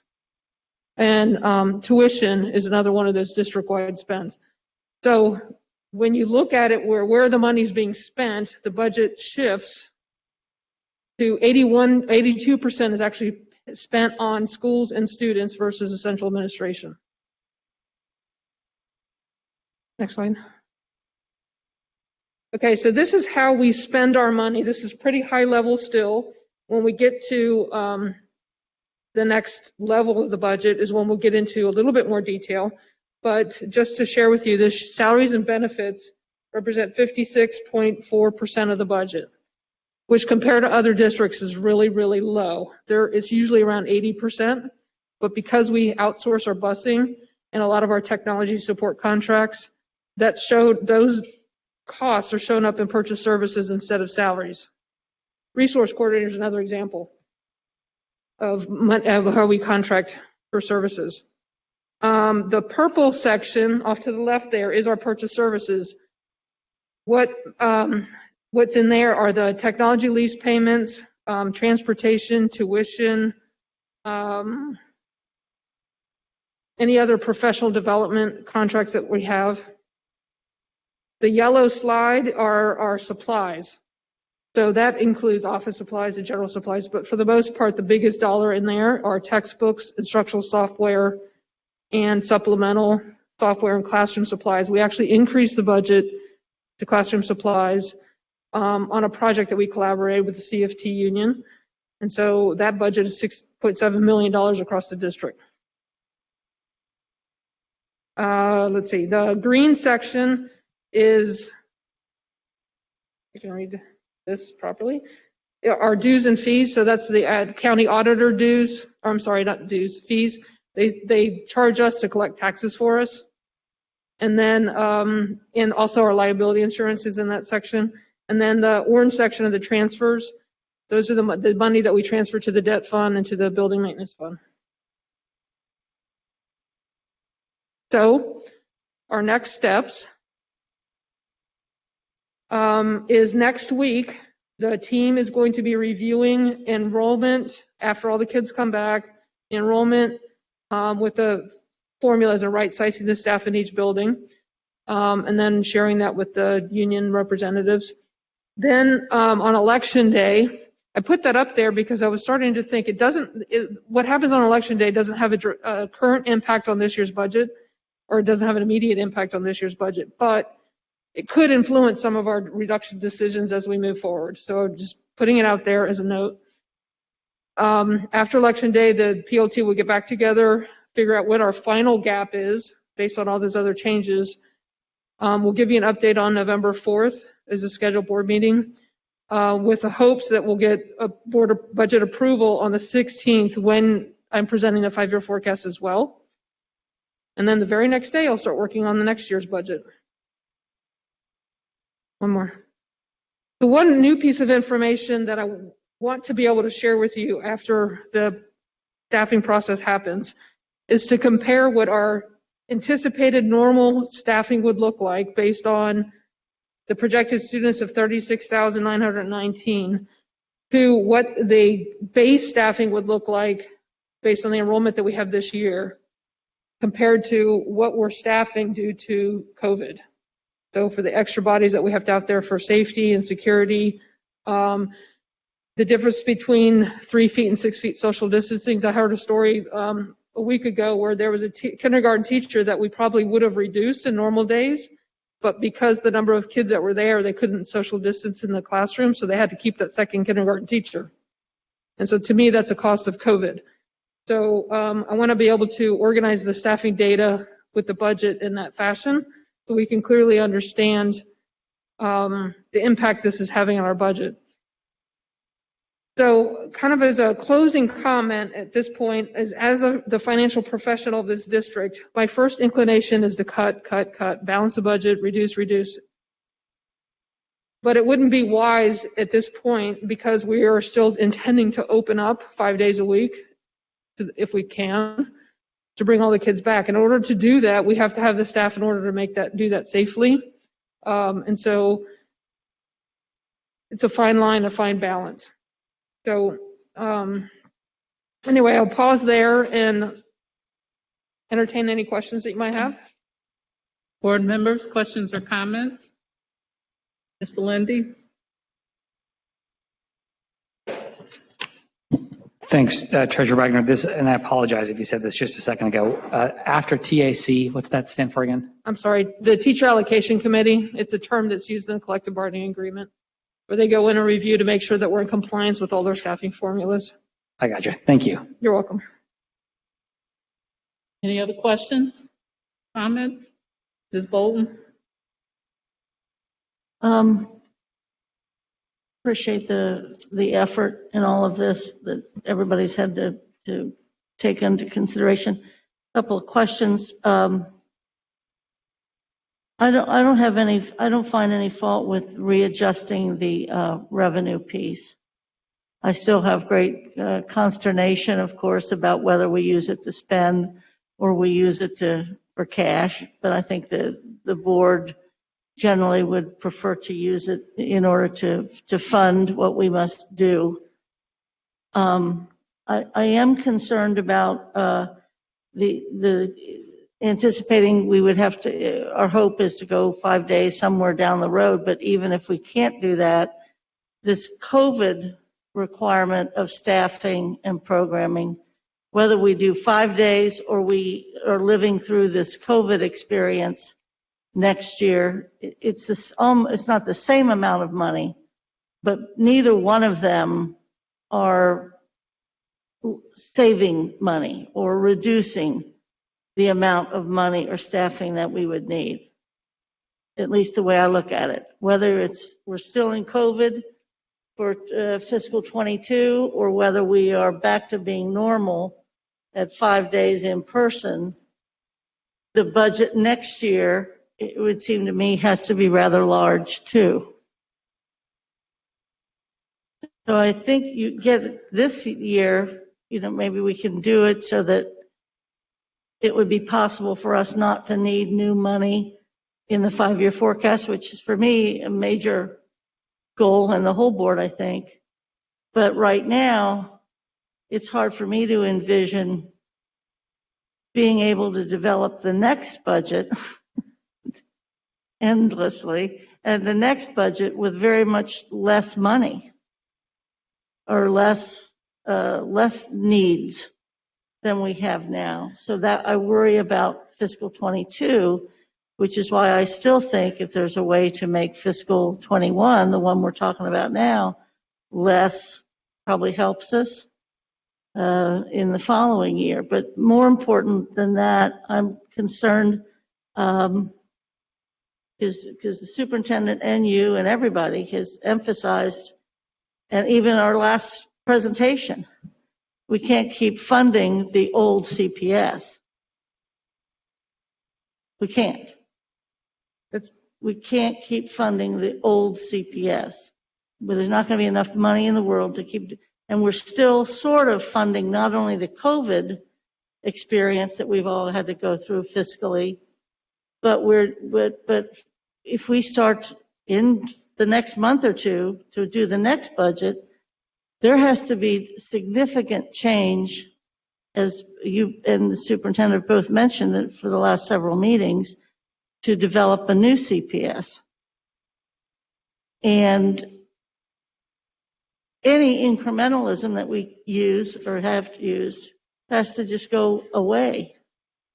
I mean, it has to be a redesign if you would. And so it would seem to me that that needs to be where our focus is. There's not much that can be done about now, but I just think it's a message that needs to be out there that the next budget is going to have to be radically different. And we said 2 years ago when we added for the strategic plan, we're going to spend a lot. Well, and then reduce it. Well, we haven't been able to reduce it, and not by our fault or anybody, but by what's going on. I'm just saying that we have to start, as I know, and everybody's exhausted, but we have to finance a new CPS. And right now, this doesn't help us, but there's no help for it. So I just want us to be thinking along the lines of what it means, because that's just months away that budget has to be adopted.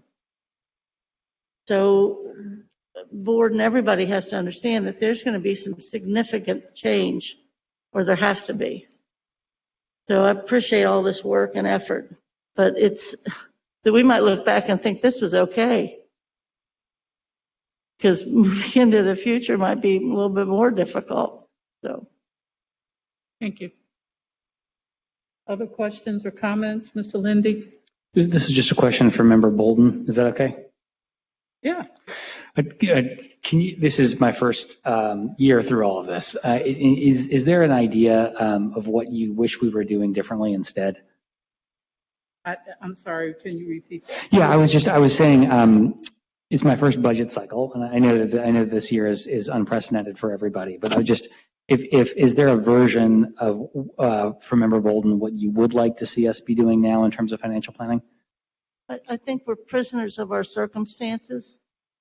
I know that the treasurer has worked hard to start to develop a different budget process that was going to kind of start to be done even in this particular year, but couldn't do it because we're figuring out how to react to COVID. I think moving into the future, we have to be willing to cut and redirect our monies in certain ways. And that certain ways would be this new CPS, and that will require a new process. It will require a completely different process to envision the next CPS versus all the other constraints we have, whether they're contractual constraints, whether it's revenue constraints, whether it's hoping there's a different federal administration that gives us money. But be careful what you wish for, because we got that during the Obama administration. We got more money, but we also got an endorsement of charters and everything else coming out of the federal government. So we have to have a new process. So that's where I think we could be focusing. And we have an expert that would help us develop what that new process is. Right now, I think we're just prisoners of our circumstances. But we've got to be willing as a board and a district to redirect money and be willing to make hard choices instead of trying to maintain. I appreciate that. Thanks. Okay. Other questions or comments? I was trying to listen very intently to Ms. Bolton, and you know how I feel about numbers, right? but I think I am hearing what you're saying. And I think that, but also what I've heard is that I think there is a recognition that we have to think through what a new CPS looks like. And I think that that's part of the strategic focus that we need to prioritize as we move forward. So when you say budget redesign for a new CPS, I agree that we must be willing to cut, we must be willing to shift, we must be willing to do lots of different things. But I'm not quite sure what that process would look like. So is that what you're speaking of? Or what would be a new process for that? Am I making sense? Yeah. Okay. So what I'm saying is I see the focus being on us thinking through right now what our strategic plan looks like moving forward. And I've already heard the board and administration talk about that, but we're not there yet. So No, Does that make sense? Yes, absolutely. And I do think, and I would embrace the existing strategic plan we have from a standpoint that, this is our second year or whatever, third year is about to happen or what have you. There are core aspects to that strategic plan. And all these other initiatives, it's been mentioned, My Tomorrow, and some of this other stuff that we've done over time, the rediscovering our neighborhood schools. There's a core of the structure of what the new CPS might look like. Or as Jen mentioned, kids with My Tomorrow, we want to learn whenever we want to learn. And some of the stuff we can use this COVID experience to help us figure out what some of those new ways are. But you're right, we have to come to grips with having discussions about that strategic plan, and we have to have the experts tell us what kind of budget process would help us do it. But you also have to jettison some of these things that are extraneous to that don't allow us to have the discretion we need to have. We're not in a position to develop a new CPS yet because there's so many structures and rules and regulations about this and that it's hard to have the discretion that we need to redesign the place. Other questions or comments? Ms. Wagner, any final comment? No? No. Okay. I'm working hard to get it done. Okay. Thank you. Thank you so much. Yes, Ms. Bates has a question. Yes, since this is a budget hearing, are any of the people that have raised their hands, do they want to speak to the budget? Well, they can in hearing of the public, and she can respond. Right, I just thought because this was a budget hearing that we would hear the public during the budget hearing. But I think you're right, but we didn't structure it in the way that we typically do. Typically, when we have a budget hearing, we block off a half hour before the meeting and we have a hearing. We didn't do it, but I think we can easily address that if it comes up. Okay. So great. thank you. Okay, our final presentation of the night, Superintendent Mitchell. Yes, so this evening I am so excited that last week we opened our doors and welcomed our kids back into our schools. Normally we would give this presentation in August, which would be an update as to how the opening went. And so we're excited that that happened last week. So just as a reminder, our pre-K through second grade students and our 7th and 8th grade students returned last week in their AB grouping, along with our specialized classrooms. We're also super excited that tomorrow we will welcome back our 3rd through 6th grade students and our 9th through 12th grade students in their AB grouping. So the leadership team, as well as directors and managers, we were all assigned out to schools on the first day of in-person instruction. And it was so refreshing to see the kids in the buildings and all the safety precautions that were in place. And the adults, I cannot say enough about our staff. They were warm and greeting our kids. They were excited that they were there, and you could just see the energy. So it was very, very exciting. So for tonight's update, we're going to talk about several things in terms of our health data, our precautionary measures, transportation, student dining services, academics, and attendance. We want you to know how attendance was last week. And of course, we're going to continue to collect attendance this week and be able to report out on that. Next slide, please. Get to the next one. So right before we moved to in-person learning, Hamilton County moved into the red. We anticipated that we would move out of the red. At this point in time, Hamilton County is still in the red. Several weeks ago, we put into place a medical advisory team. So all along, we've been working with the health department. We've been working with Children's Hospital on a weekly basis as it relates to the data and as it relates to precautionary measures. But we did put in place a team of people, medical advisors, to give us some direction as it relates to the data and also to help us be able to interpret that data. And so our Chief Strategy Officer and I, we met with that team on Friday. And at that point, looking at the data, considering we are in the red, but also considering other data points, that advisory team thought that it was safe for us to be able to open schools for our students last week and again this week.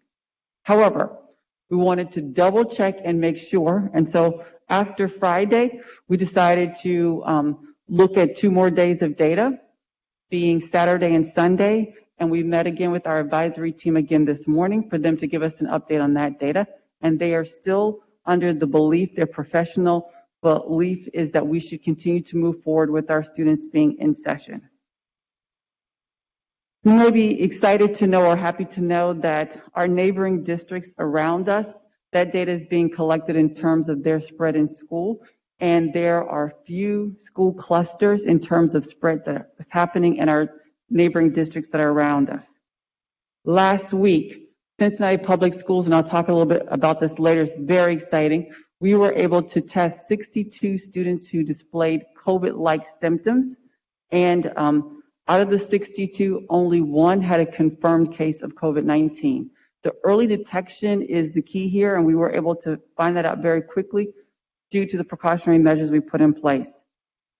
You may also be interested to know that on October the 16th, this is a quote from the governor, Governor DeWine. He says that the state is seeing spreads at funerals, weddings, churches, and informal gatherings in people's homes and backyards. Where they are not seeing spread is in controlled settings like schools. Next slide shows you the epidemiological curve. So you can see that we did go up in Hamilton County and also in the city of Cincinnati. We have started to drop a little bit, but we are still in the red. Next slide. In terms of the length of time that it takes to get a test result, the average is still about 2 days. For our situation, for our students, because of the relationship that we have with Children's Hospital, the longest period it took us to get a test result of the 62 kids that were tested was 11 hours and 33 minutes. So we were able to inform the parent before the kid came back to school the next day whether to send the child back or not. In terms of community positivity rate, for Hamilton County, we are currently sitting at 3.3, and for the city of Cincinnati, we are 2.7. So that's a look at our community data. Now let's look at some data for CPS.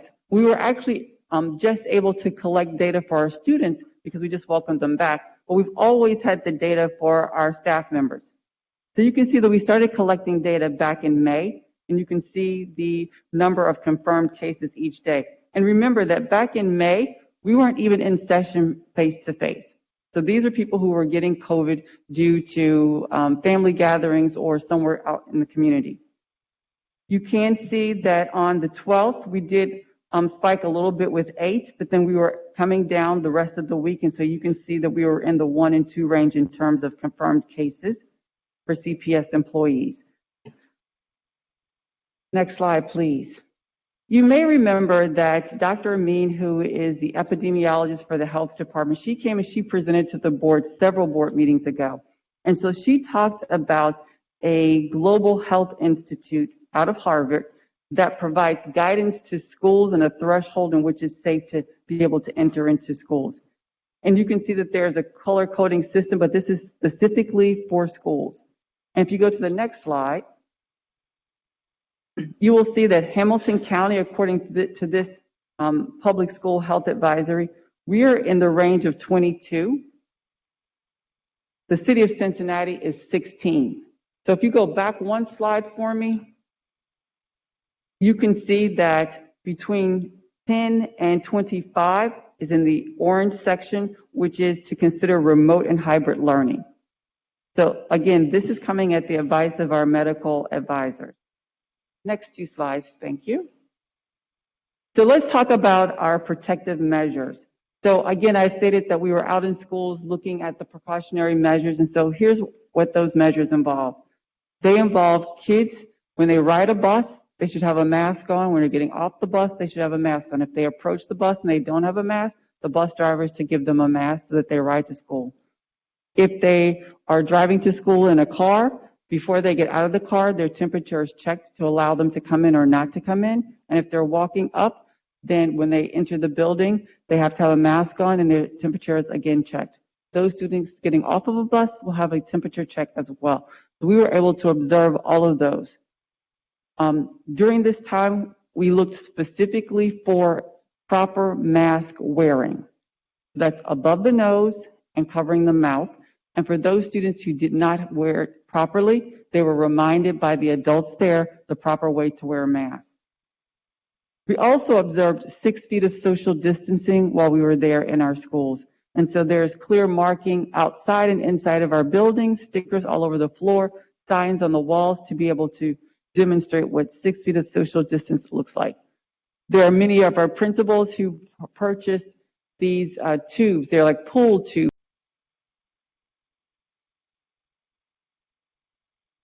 See what 6 feet of social distancing actually looks like for little kids. Hand sanitizing. So we look for hand sanitizing during 3 key times of the day. We looked for hand sanitizing entering the building. That's one of the first things you do. After you get your temperature checked, then you go to the hand sanitizing station. Let me say this. If you are a student or a staff member who has a fever upon coming in, you only get so far in, you're immediately directed to the isolation room so that you're not in the main flow with the other students. So hand sanitizing when you come into the building.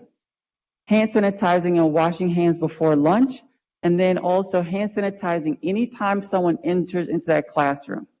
So if the principal is walking from classroom to classroom, they have to hand sanitize every time they go in, and if a child leaves the room and comes back in, the hand sanitize or wash coming back in. Next slide, please. So safety systems. So Children's Hospital, they have impressed upon us, learn fast and mitigate fast. Early detection is the key. So within our schools, we have registered nurses in all of our schools. We have a rapid response time. So Children's has said to us, you need to get your response time down as low as possible, and we actually time it. And so Susan Bunty, our assistant superintendent, she is on a huddle call with the school nurses once a day, twice a day. And so it's immediate information so that we can turn things around very quickly. It's not a turnaround time of a day or a week. No, it's in a matter of hours. So from the time a student displays symptoms, 5 minutes was the average time that it took the teacher to get that student to the nurse. I stated that for testing, and we have to thank Children's Hospital for this, 11 hours and 33 minutes for the test results. We tested 62 kids last week who displayed symptoms, and only one of the 62 had a confirmed case of COVID. Daily safety huddles. So our chief strategy officer and myself, we split the schools up. There are 4 different clusters, and on a daily basis, at the exact same time each day, we go through and we have a safety huddle with our particular clusters. And we asked them, there were 3 questions we wanted them to focus on for this first week, and those were around the mask, the 6 feet of social distancing, and then the hand sanitizing. And it isn't, oh, are you doing this or aren't you doing it? No, it's a roll call by principal. What's the data? And we impressed upon them, the idea is not to be perfect. It is to tell the truth so that we can identify where there are problem areas to make changes. And so we're very excited about those safety huddles.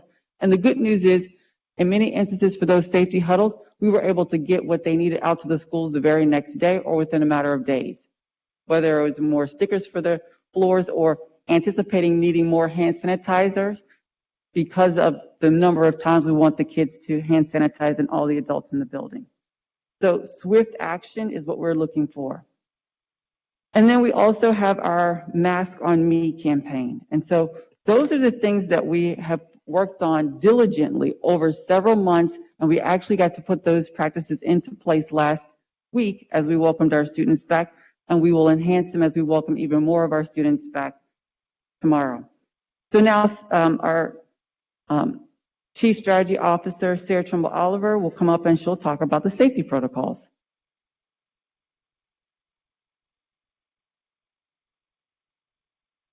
Good evening.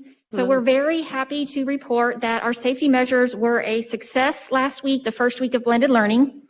The staff in the schools have done an incredible job adjusting to the new procedures and putting into real action all of the planning we've been doing over the past several months. So as the superintendent mentioned, we focused on the top most important safety precautions, which are mask wearing, 6-foot distancing, and hand hygiene. Our staff is reporting a 97% implementation of these measures, so not perfect yet, but as the superintendent mentioned, we are holding safety huddles daily with the principals in a relentless pursuit of reliable safety protocols among all of our buildings. We did also observe the safety precautions on the first day of blended learning, and we have been hearing anecdotally from parents that they are impressed with safety from the first week. We did also experience our first week of student COVID testing through the Cincinnati Health Department nurses and Cincinnati Children's Hospital testing, and this has been adding to our confidence that positive cases can be identified quickly and isolated. And as Laura mentioned, there were 62 tests given, with one being a positive result. So as the other school districts in Hamilton County have been experiencing, we expect that with our safety protocols and in our controlled environment, we will continue to see little to no spread of COVID with in-person learning in our schools. Next slide, please. As a quick transportation update for the first week of blended learning. So you may recall that in transportation, we have been working for months on implementing a new call center and a work ticket system so that we can handle the volume of requests and issues, especially during those first few weeks of school. So we now have good data on this volume, and we can improve our management of the work and the workflow. So in all honesty, our customer experience is not where we want it yet. We have resolved 78% of the work tickets opened. Last week, we received 9,600 calls with a daily average answer rate of 51%. The number of calls on Tuesday alone was almost 5,000, but by Friday, the volume of calls decreased to 900, and we were up to 70% being answered. Our goal is much higher than this, and so even at peak time, we want to be able to handle more calls, and so we have added 3 more call center staff for this week. The top reasons for all of those calls coming in last week were service information requests, finding out pickup times and locations and drop-off times, reporting late routes, and inquiries about service changes from last year. So we are able to track in real time 91% of our yellow bus vehicles with our GPS system. And so because of that, we now have automated on-time performance reports. We were up above 80% for our charter and non-public routes, but last week overall for all routes, we were at 55% of buses on time within 5 minutes. By Friday, we were up to 62%, but again, this is not meeting our goal. The number of routes that were 30 minutes late or more was 18 on Tuesday out of almost 600 routes, and down to only 2 on Friday. The transportation team holds daily huddles with the vendors, who then submit an action plan for how they are going to improve the on-time performance of the routes that had been late. On to student meals. The student dining service department has completely transformed their processes on how we deliver meals to support the district safety plan. So breakfast last week was served from kiosks as students enter the building, and lunch was delivered to classrooms on mobile delivery carts. On Wednesday for the A group and on Friday for the B group, students were given remote meal packs to take home for their distance learning days. And on the next slide, you'll see we still have 2 sites for meal hubs, which is at Walnut and at Virtual for the Cincinnati Digital Academy. And those are still on Wednesdays and contains meals for 5 days for the distance learning students. And we are grateful to our partners, UMC Food Ministry and La Soupe, for providing additional meals as well. And next, Ms. Amat will continue the presentation.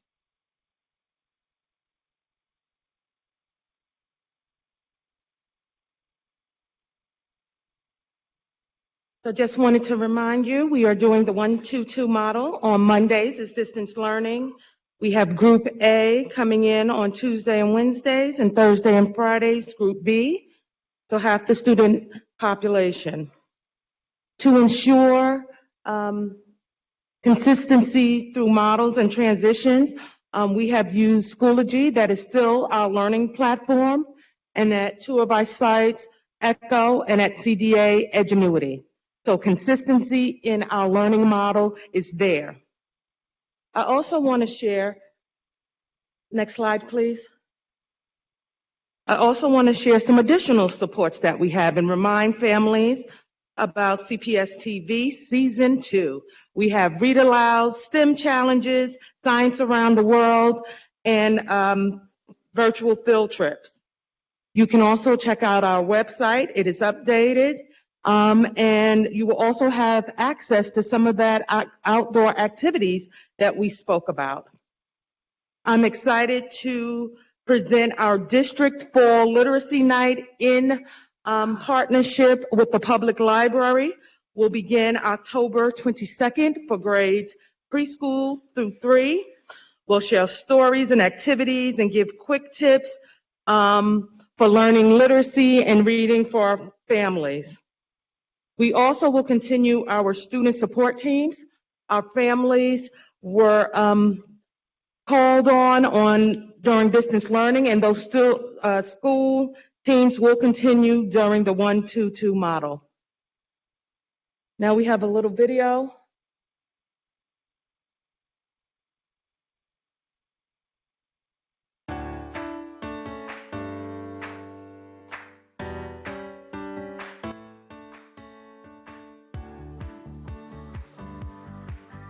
Hi, Drew Warndorf here. I teach 7th and 8th grade science at Hartwell Elementary. One thing I'm really excited about for blended learning is just seeing kids again, being around them, and just being able to offer that assistance to children in person. Hi, I am one of the assistant principals here at Robert A. Taft IT High School. I am Dr. Jennifer Williams, and I am excited about blended learning. I'm excited about blended learning because we finally get to see our students face to face. So my excitement for blended learning is the access. Our kids have access to the curriculum. More importantly, they have access to their teachers in the building 2 days a week. When they go home, they will also be able to access their learning even at home. So the blended model has now joined us together, but I think it is also making the actual learning come together for our students. It was exciting to see our students using programs such as Seesaw and Flipgrid to create their projects and to respond back to teachers. Now, as we move into the blended learning, we are equally excited as our students now create their second project for them to have the opportunity to merge in and collaborate with one another in person. I'm excited about seeing our students in person in order to make them excited about becoming lifetime learners. And when you're a lifetime learner, you learn that learning never stops, that you become focused on becoming a better person each and every day. And here at South Avondale School, we are learners today, leaders tomorrow. Something that I am most proud of in this blended learning is the adaptability and flexibility of our teachers, our students, families, and our whole school community. One thing that I would say that I'm fairly proud of in terms of blended learning is the schedule and the organization on Schoology that her team has created. So we made sure to have our folders looking similarly across the grade level so that when students went into each course, they were looking at something that looked the same, so it was familiar to them and created an easier access for them to complete their work. I'm most proud of blended learning because it gives our students and teachers an opportunity to expand their boundaries using their interpersonal skills as well as their technology skills. It makes us be able to stay focused and learn in multiple different ways. So we have our in-person piece where we can learn to support each other social emotionally, as well as our tech piece where we can learn those 21st century skills that will make us successful well into the future. My most proud moment, I would say this morning, seeing families come and drop their kids off, kids getting off the bus. Students were excited to be back into the building. Staff was excited to be back into the building, and I was as well. So just proud to see my little babies ready to go.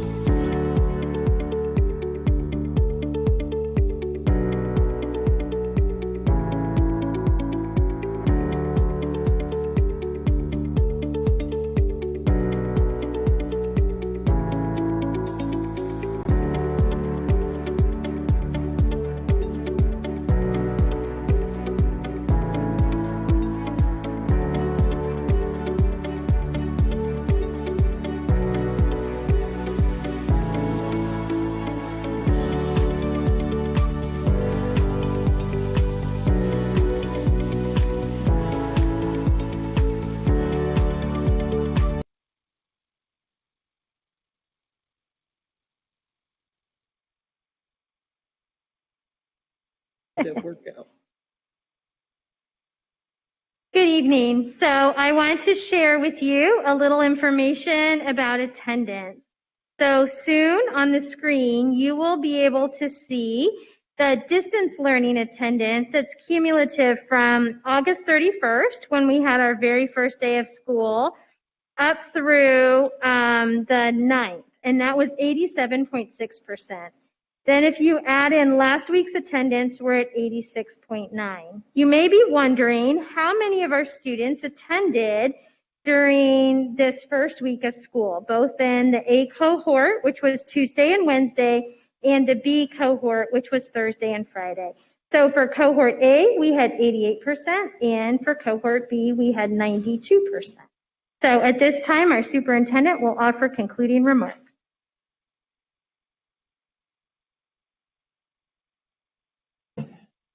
Okay, so in closing, we have a community responsibility, next slide please, to create not a bubble, but a protective field around our schools. What is so important is the community's response to the data. We all know what we can do to protect ourselves and to protect our kids so that they can be in school. And so it's all of our responsibility to make sure that we're washing our hands, creating social distance, and wearing our masks the proper way.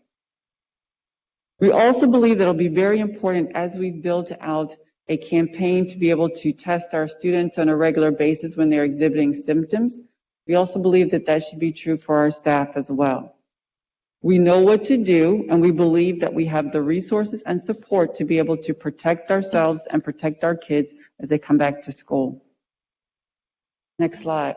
So we're excited to be able to launch our Mask on Me campaign. And what a cute little picture of, looks like a child smiling with a mask on.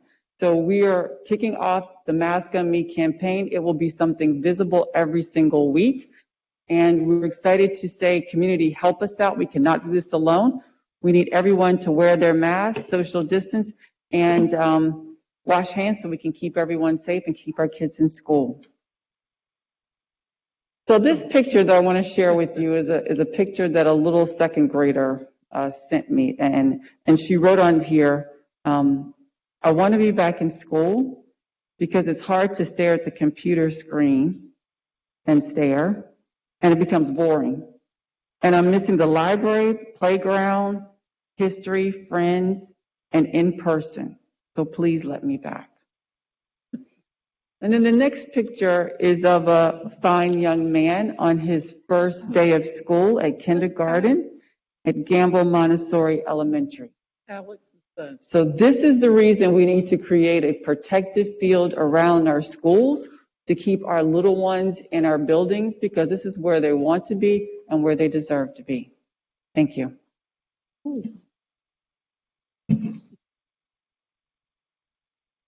wonderful. Questions, comments? Mr. Morosky and Ms. Bowers. Thank you, President Jones. Thank you, Superintendent and team. I'll keep my comments brief. I want to start with things that make me really happy. There are a lot on that presentation that I know I was pleased with. I was happiest about the rapid testing. That's really, really impressive. Be hard pressed to find an agency or organization that comes close to that turnaround. So that's awesome. Two, very, very happy for those who wanted to go back. I got a lot of notes this week saying people were pleased by and large, particularly with the in-person piece. And then third, extremely, extremely happy about the 97% implementation of the safety measures as well. So I want to start with those three things. So kudos to the team. I know, Ms. Trimble-Oliver, you've worked really diligently on all of this for months and months. So those are really impressive numbers to report. There's got to be one dark cloud in the bunch, though, and it's me this time. It's not always me, but it is this time. I'm still concerned for all the reasons that people know. They haven't changed. Regarding this most recent data, what I'm most concerned about is getting too excited, and I'm saying this for myself. I'm trying to curb my own expectations and manage them in that we know the illness has a 2-week lag time. And so that's not to say that we're going to get this huge spike, but I'm cautiously optimistic. I'm far more optimistic than I think I would have been a couple weeks ago, but still concerned, especially with the spread of the virus. But like I said, I believe it was on Saturday at our meeting, I do believe that our schools are probably some of the safest, if not definitely the safest places our kids could be indoors. That I feel good about, which leads me to, I just have 3 questions. That'll sort of dovetail into question number 1, which is, we talked about the hand sanitizers and all this. It also kind of goes in line with the budget presentation from Ms. Wagner. Do all of our teachers' classrooms have all of the supplies that they need to keep the classrooms clean and safe, and they're stocked? Yes, and so I'm going to ask Sarah to come up to talk specifically about the stocking system. If there is a teacher who doesn't have what she needs, then she just needs to let us know. And there are multiple ways to go through her building principal. She can go through the hotline. And so, Sarah, I'm not sure if there are other ways, but we have 4 different hotlines for people to be able to report. But we provided a kit for each teacher and are restocking those kits, and got orders to restock things from principals last week, not because they had run out, but just trying to be preventative. Great. So specifically, the classroom cleaning kits include disinfectant spray with paper towels, hand sanitizer, and wipes. And so we have been working diligently on stocking all of those before kids arrive. And the schools even have on site already the restock supplies so that they can continuously restock those proactively. And as Ms. Mitchell mentioned, if any teacher is in need of any of those, they can contact their building engineer. They have the supplies on site. And if all else fails, we have the safety hotline. That's great. I appreciate that very much. And then my second one, and I appreciate the outlining, the differences. I call it good red and bad red. I know there have been a lot of questions. That's just my own phrase. It's like good and bad Hodgkins, I guess. But good red and bad red. I've had a lot of questions this week about what constitutes a red that's not good. You have outlined that, Superintendent. It is out there. It is public. I just kind of want to put a plug in if we can make that even a simpler graphic than the ones I've seen. It's simple to me because I do this and I look at this data and I study it, but just so there's some clarity on what bad red might look like, which kind of leads to my question of, has anybody in the first week of this blended, are there any units in quarantine yet? Are there any what in quarantine? Any units, classrooms in quarantine or units in quarantine? I know we had one student out of 62, which is still one too many, in my opinion, but I'm just curious if there's anybody that's been mandatory quarantined. So I'm not aware of entire units that have been quarantined. We did have a situation in which a staff member did test positive for COVID, and I believe that there are 2 students who are now in quarantine. Is that it? Are we beyond 2?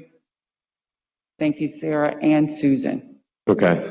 And then lastly, for, and I know I've been kind of bullish about this, but for the parents who are waiting on the school-based remote, what's the timeline on the update on whether or not that'll be feasible? Yes, so we will be prepared to provide a presentation at the next board meeting regarding providing distance learning at your neighborhood school. Is that what you're asking me about? Yeah. Yes, so we actually have some data in terms of a survey, and actually the percentage of parents who actually returned that was pretty low in terms of the number of people who wanted to be at their home school. I want to say the range was in the 3,000 range. Is that correct, Tiana? Yes, so in the 3,000 range. So we are looking to see, we want to see how many kids actually show up in person last week to understand the staffing that we need. Now this week we're adding additional students. We need to see that staffing need. I will be very honest and upfront. It may be a possibility that we may not be able to make that happen with our technology constraints. And so we'll be able to provide an update for you regarding that next Wednesday. Okay, and so and then that's October 28th, 4 p.m. is our next meeting, right? October 28th, 4 p.m. Yes. Okay, great. Appreciate it. Thank you. Okay. Ms. Bowers, yes, thank you for the presentation. This is very informative. I just need clarity on the attendance during blended learning. And Ms. Bunty, I thought maybe, or Superintendent, you might could answer it.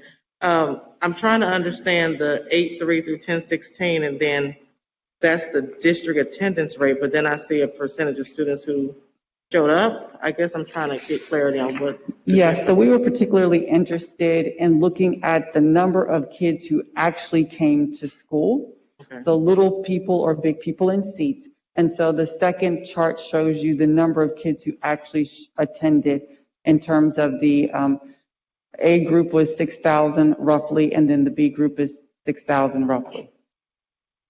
Okay. And then the last question I had was, I think I'm just now hearing about ECHO. I know about Edgenuity, and then I know about Schoology, but I didn't know about ECHO and the schools that are using that, and why are they using that? Sure. So there are only 2 schools who use ECHO, and it's a part of their school program focus, and that's New Tech. And so that's Aiken and Ethel Taylor. Ethel Taylor, okay. Those are the only 2 who use ECHO because of New Tech.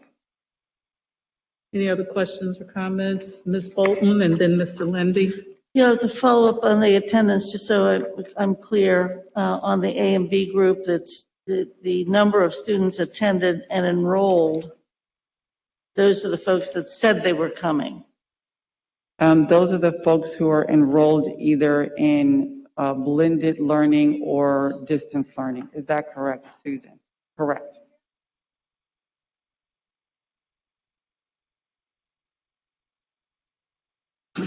Okay, just help me out. The difference between like 6,215 and 7,014 it's a percentage thing that's confusing me. Sure. So we have 7,000 students enrolled in the A group for pre-K through second grade. Of that 7,000, 6,215 were in attendance. Is that correct? Great.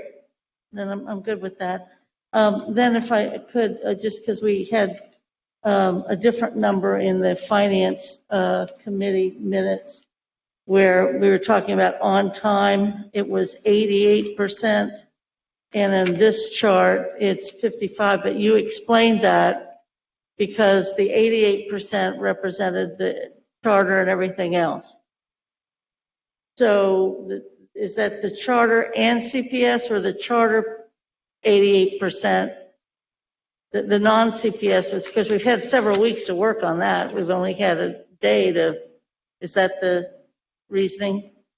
Yes, that's exactly right, Ms. Bolton. I believe Mr. Johnson was giving you the charter and non-public rate at the Finance Committee because we had several weeks worth of data and improvements on that rate. By the time this presentation was created, we had additional data from the CPS routes. That's super helpful. And then does that pertain to the 14,000 or so that were transported on yellow bus?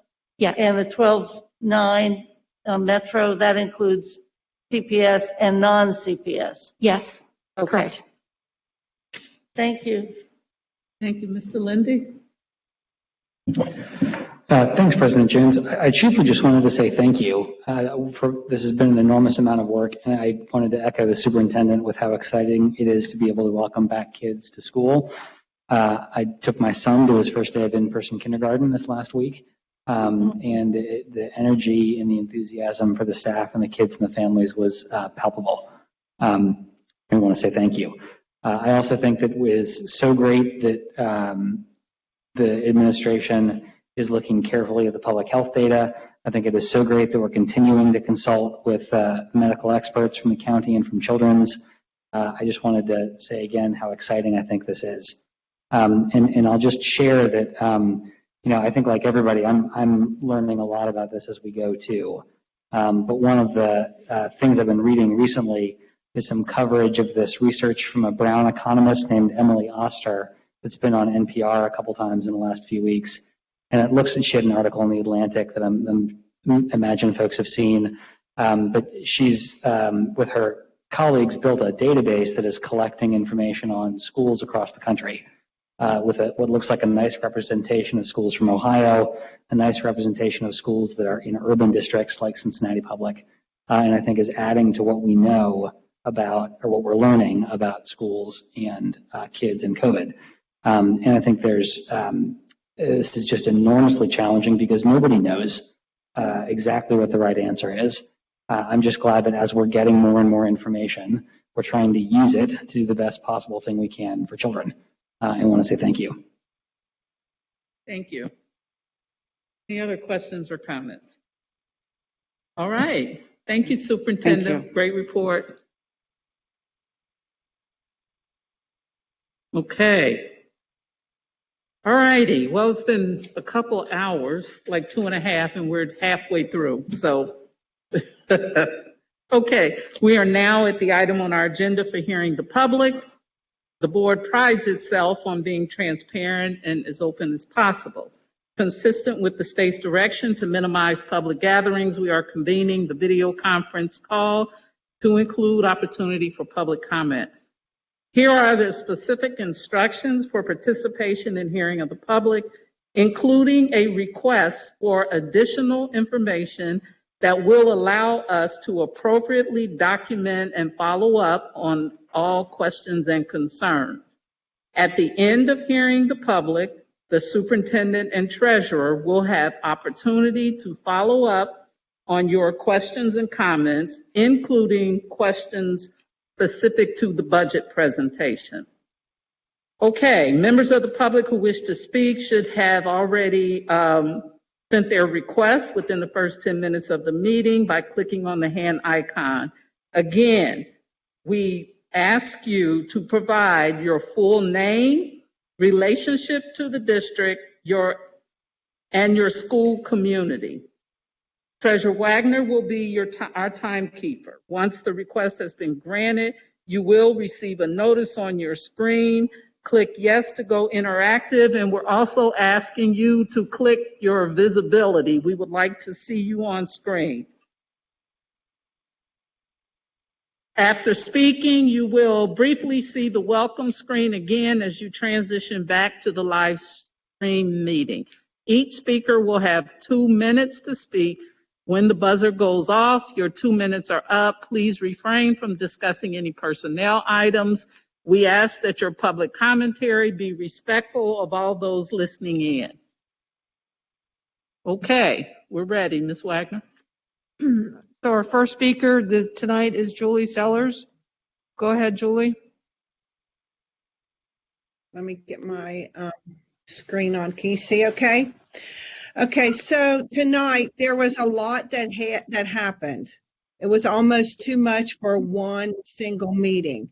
First, I want to make some comments. I think it's great that through this pandemic and the emphasis being put on equity and social justice, this should have happened a long time ago, but I think it's really important that we're doing this now.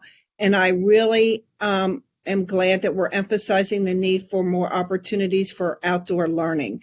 But through the budget process, I don't know if people from the district really understood this, but with $11.8 million of freezing positions, $4.4 million of cutting super subs, $6.2 million for staffing cuts, and $1.6 million of overload pay. That's $24 million you're taking just out of staffing. And I don't understand how that is something that is necessary at this time. And I don't think that it is appropriate when there's been no types of conversations of what are those kinds of positions going to look like. I would like to say, though, that CFT and many teachers within the district have concerns about returning to a class in face-to-face blended model. Our county is in red, and we want to know, will the district go fully remote if in purple? And will that decision have to be put off until October the 28th when the board meets, or will that happen as soon as we go purple? Our numbers are escalating. It's so confusing how the district is using data to make their decisions. I was told that the district does not use the governor's state color rating system, and on that system, we would be rated red, and the district's guidelines state that red is remote and purple is a stay-in-place order. So buildings would be closed. Schools are part of the community. We are not in a bubble. And since summer, we have had 95 positive COVID cases. All of this is something that we have to take into reality. On October the 12th, CPS began to use the Health Collaborative Guidance document for COVID measures that Laura presented this evening, and this was used to inform school planning. I'm not sure how this document uses the different color coding systems and why they're using different ones. On their system, red is equal to purple, orange is equal to red, yellow is equal to orange, green is equal to yellow. And this system is confusing to everyone. In the new system, red is the highest indicator.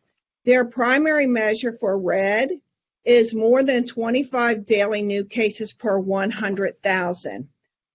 On Saturday, I received a report from the city, and it said that the 14, now this is where the numbers are going back and forth between county and city and county, the state's numbers, the city's numbers, but it said in my report from the city that the 14-day average is 47 cases per day.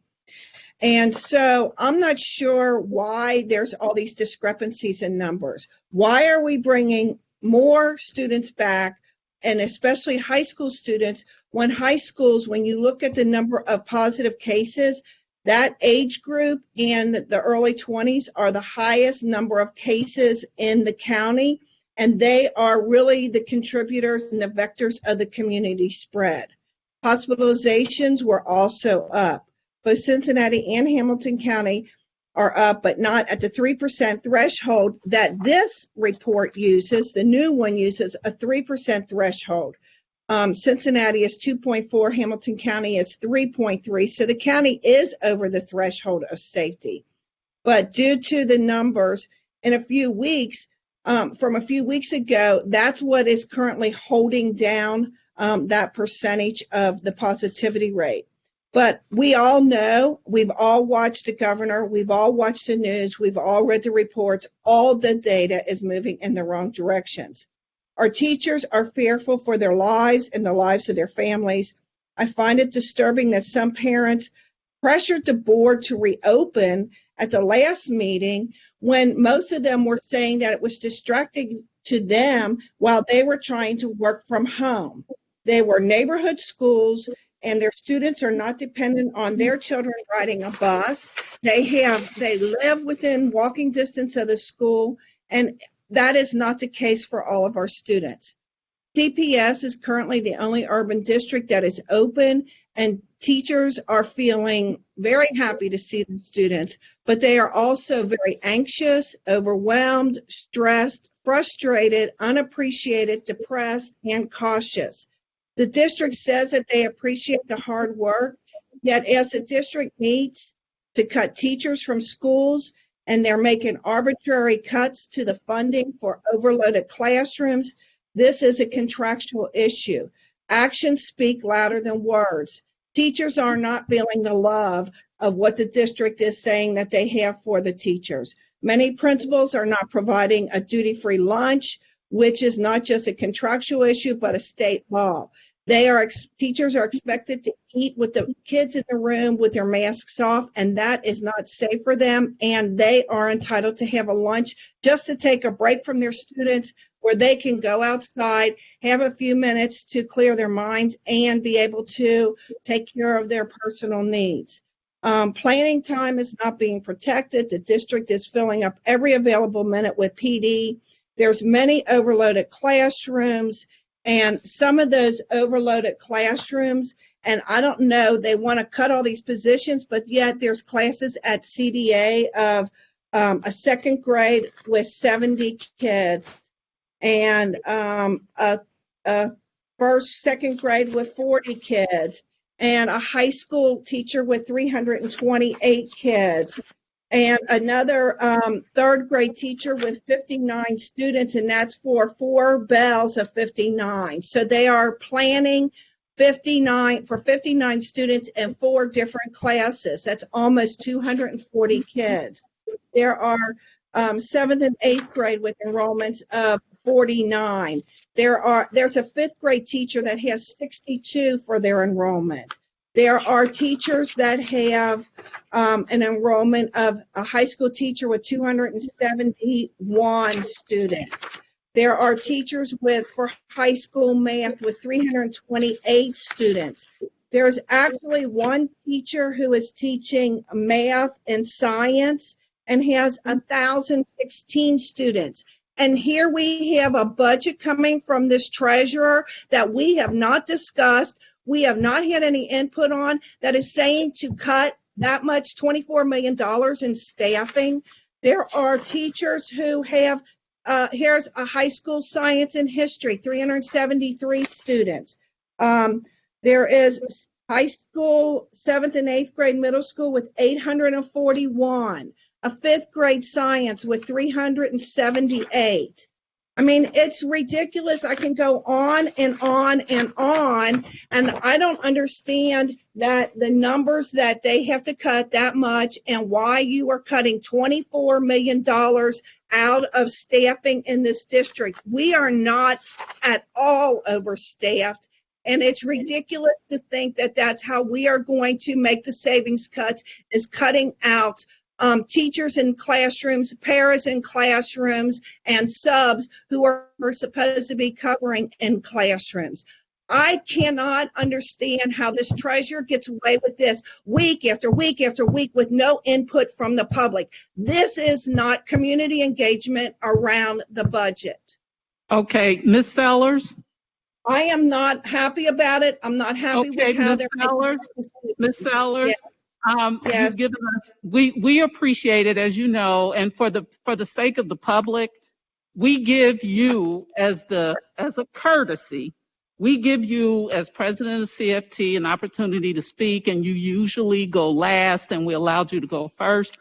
But most of the people who are following you don't understand. So we've given you 10 minutes. We'd like, if at all possible, if we can close it out to allow the rest of the public to speak. And I'm we finished. thank you. Thank you for giving me the time and the courtesy because I have not been able to get on for the last couple of meetings. Yes, and I'm we not know. sure what the system was. We know. Okay, thank you. Thank you. I appreciate it, but I don't understand this budget, and I cannot, as a board, you cannot accept this budget. Okay, we hear you, and the treasurer will probably have comments at the end of the hearing of the public. Okay. Our next speaker is Althea Kearney. Hello, are you able to hear me? Yes, go ahead. Please. Okay. Please state your name, your affiliation with the district, and your school community. All right, wonderful. I don't know if you can see me or not. New technology is always grand. My name is Althea Kearney, and I'm a mother of 3 children in the district. I'm a proud resident of Mount Washington, a neighborhood to which my family moved to be nearer to our home school, Stan's Montessori.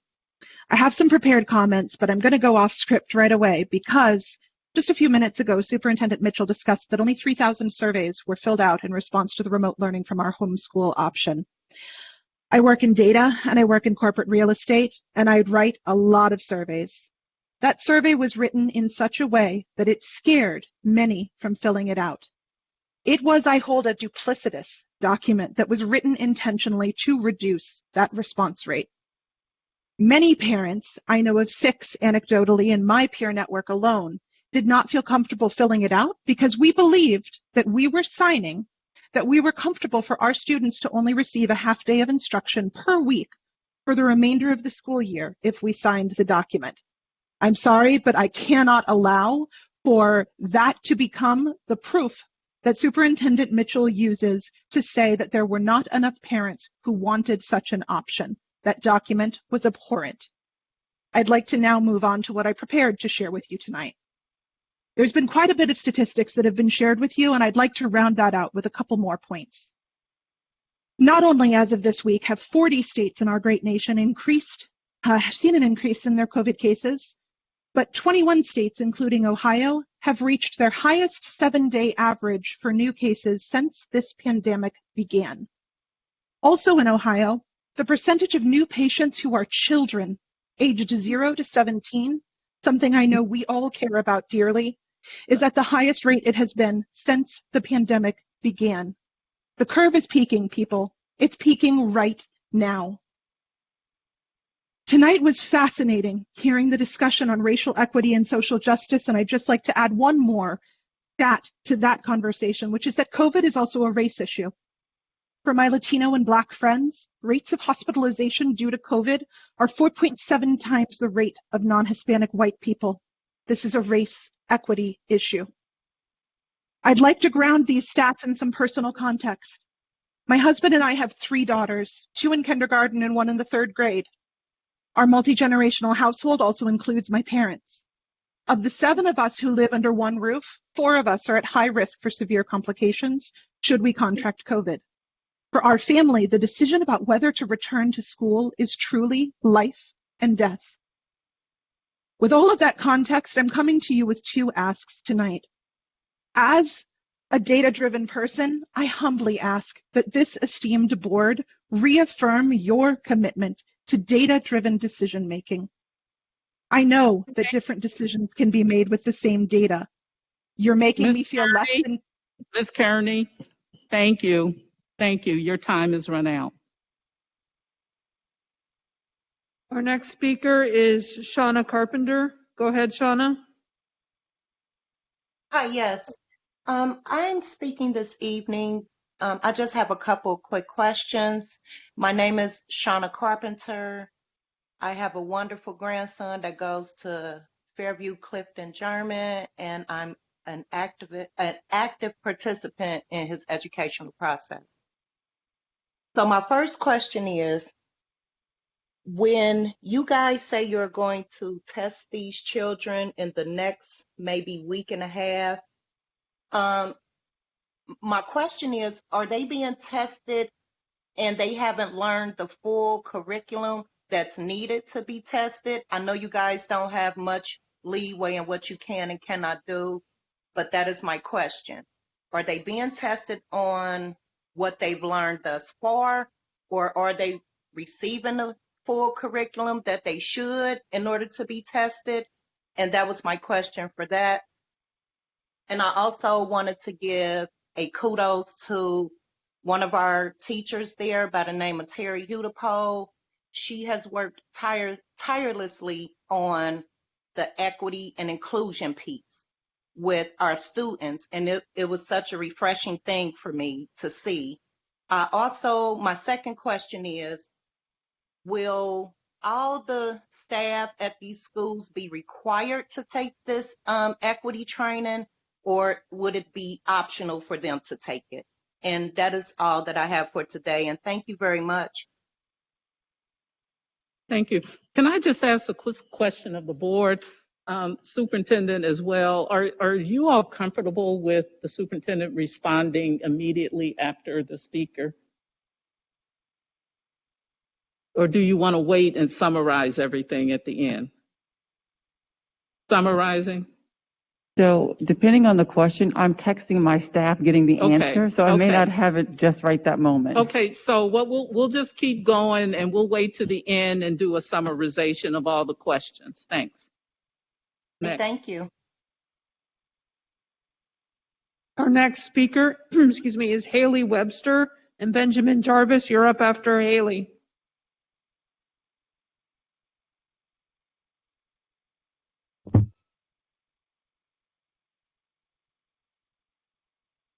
Hello, my name is Haley. I'm calling because I'm a stakeholder in several communities. Haley. I'm sorry? Can you give us, please, are you able to be visible on screen? Actually, I'm not. Okay. Okay, great. So I have a couple questions.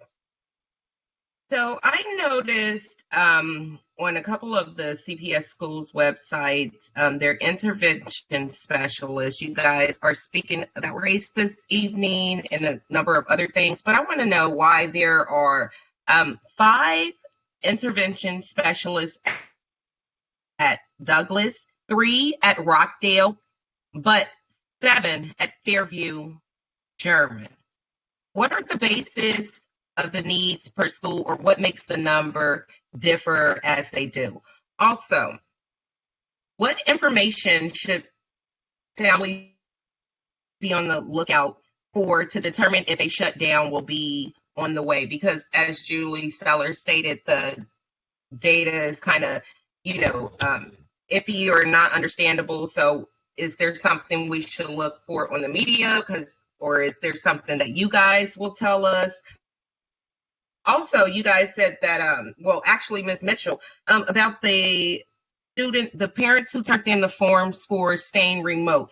There were 539 students missing, which, from you guys' data, which you guys said we have to get into in-person school. We have to get into in-person school. So why wasn't 3,000 enough to actually, 3,000 signatures enough for you guys to actually take some serious thought into the staying remote?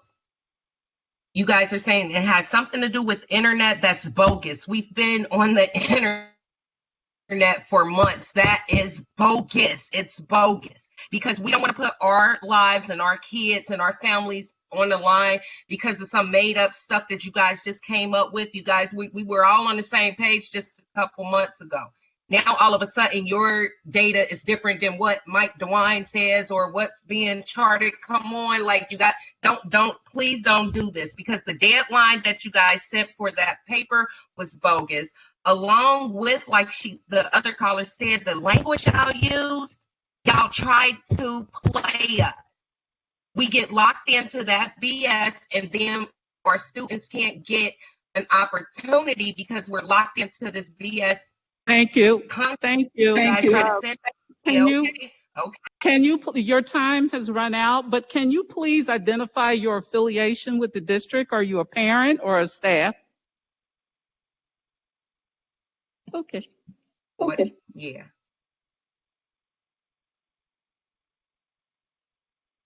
Okay, let's go on. Our next speaker is Benjamin Jarvis, and then Jillian Whitaker. You're after Benjamin. Go ahead, Benjamin.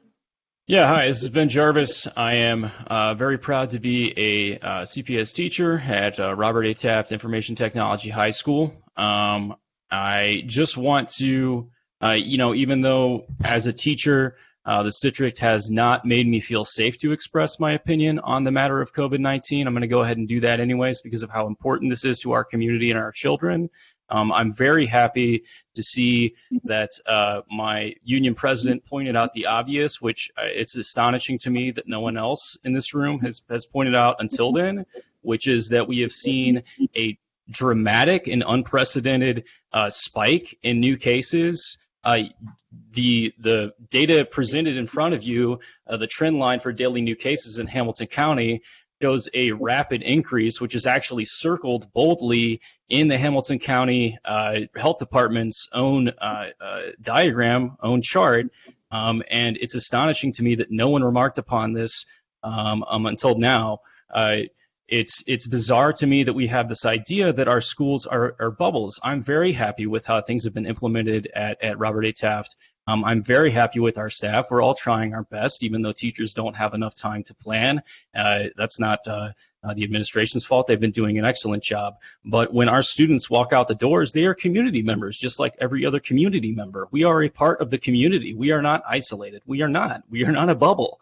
And so it's absurd to me that we are ignoring the community data in this way. And we are more than double where, in terms of new cases, where we were 2 weeks ago, and yet now we're being pushed back into the classroom when we had just made a rapid decision to push that decision off. I can't understand the decision making that's going on with this district, and it's very frustrating. I feel like the goalposts are being moved in a manner that is simply convenient to the board or to the district, rather than one that is consistent with the community data.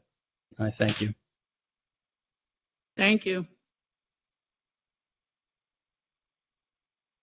Our next speaker is Jillian Whitaker, and after Jillian, Jen Robbins. You'll be up after her. Go ahead, Jillian. Hi, my name is Jillian Whitaker. I'm a CPS parent. I have a child at Dater, one at Covedale, and one at Walnut. I just want to start by asking, does the PR team for CPS have a degree in gaslighting? I can't believe we're sitting here listening to this, and you guys seem like you're patting yourselves on the back. And, the teachers have done a great job this week, but there is still a pandemic, and we are right in the middle of the worst part of it by any measurement you want to use. Julie Sellers, I would urge the teachers union to consider a strike in order to keep your staff safe, because as I've seen here tonight, the board is not willing to do it themselves. I'm quite frankly aghast at the way that you're steamrolling forward when the numbers are the worst that they've ever been. We're the #1 culprit in regards to community spread in the U.S. And I can only hope that the governor gets some sense and shuts the schools back down, since everybody is unwilling to do the right things for the kids. None of the other urban districts are going back to school in person. What makes us different? Why do you feel like our kids are immune to what's happening? Why are you willing to sacrifice the students and their families? The governor said that small gatherings are the reason for current spread, but do you think our students are staying home from these events? I'm appalled at the way that you guys approached the fully remote learning option. The district is pretending like they gave parents a choice to go blended or to go fully remote in their homeschool, or of course transfer to CDA, which, by the way, is being legally scrutinized in Columbus because of their biased and inaccurate curriculum. However, calling fully remote an option is a misnomer. Your survey was a joke. It wasn't a survey. It was a legal demand that we contractually oblige ourselves to something that didn't even exist. Many schools didn't send any communication to the parents. The parents who received the paperwork felt it was legalistic and punitive, and we all feel like our students are being punished because we desire for them to be safe. Some schools even sent out emails strongly discouraging parents from choosing the fully remote option, telling them that the students would not receive responses from teachers because they would be focused on blended learning, and that the teachers would not do any work related to fully remote students. Your honesty Thank you. regarding the potential. Thank you. Thank you. Your time is up.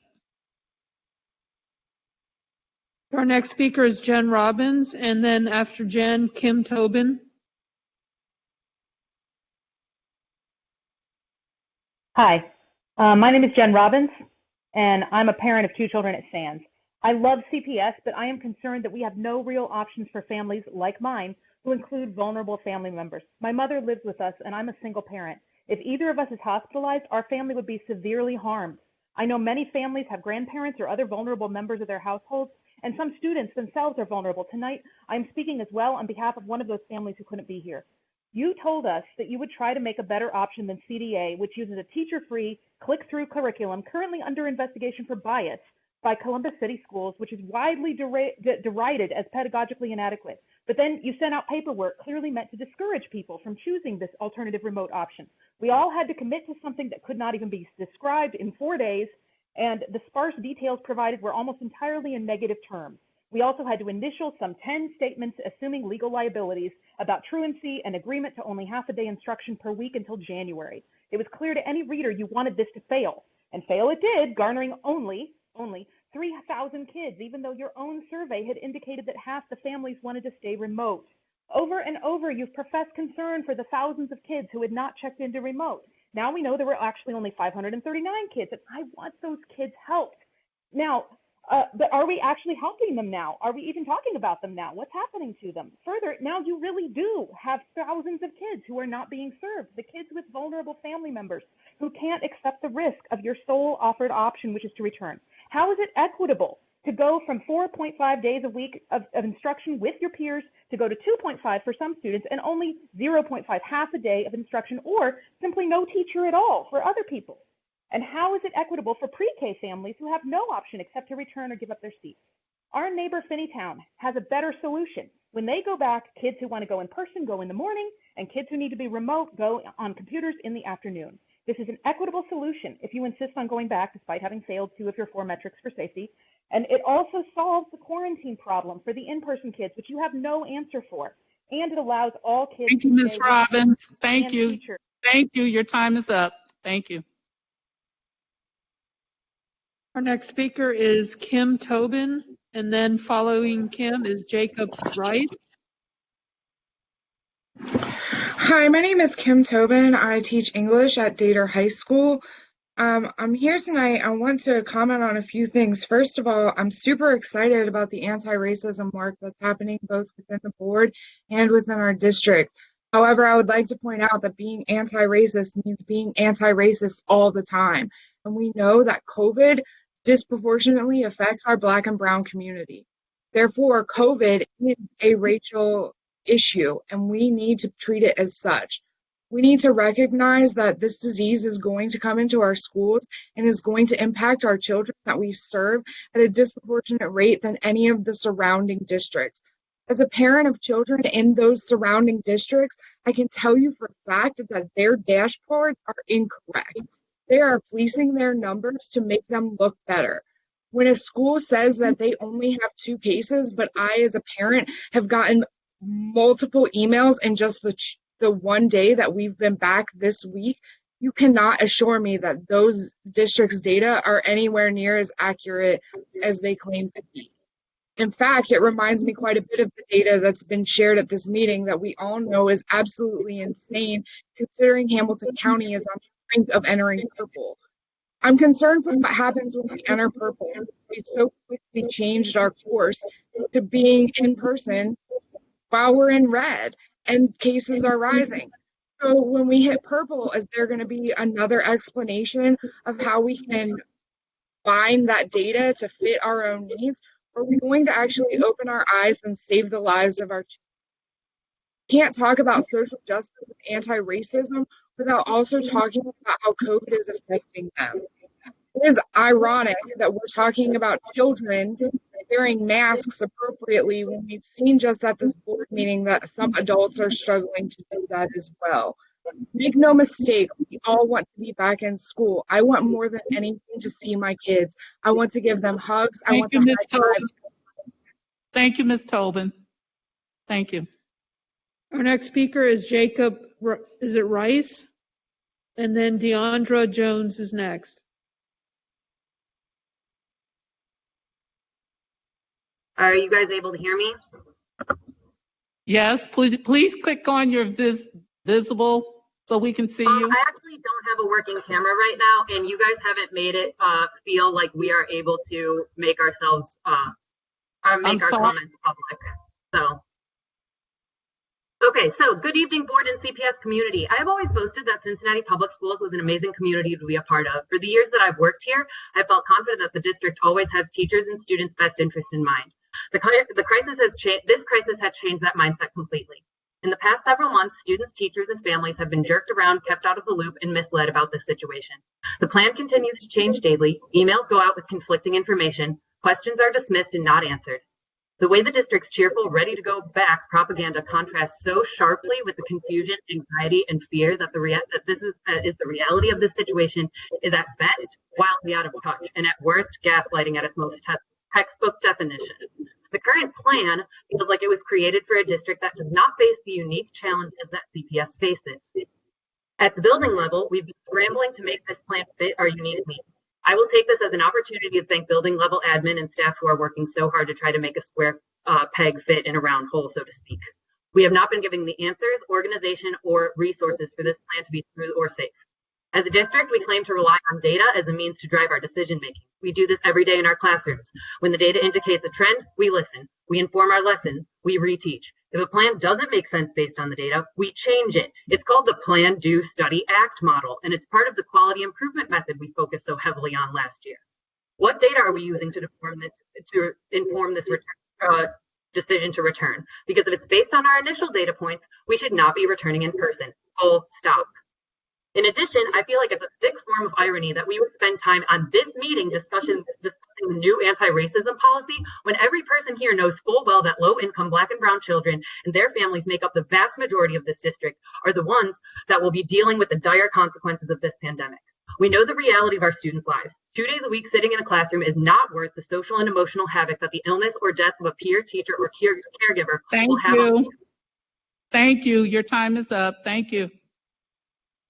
Our next speaker is Deandra Jones, followed by Angela Bustamante. Go ahead, Deandra. Hello, can you hear me? Yes. Can you make yourself visible? Hi. I did click my camera. Hold on. It says, I clicked it. It says it's enabled. Okay. Can you see me now? No. Okay. But it's okay. Well, go ahead. All right, then. My name is Deandra Jones. I am a parent and a grandparent of a student that goes to Hughes STEM and Rockdale Academy. First, I want to give a shout out to those awesome teachers at Hughes, the 8th grade teachers, Ms. Johnson, Mrs. Yoakum, and Mrs. Helton.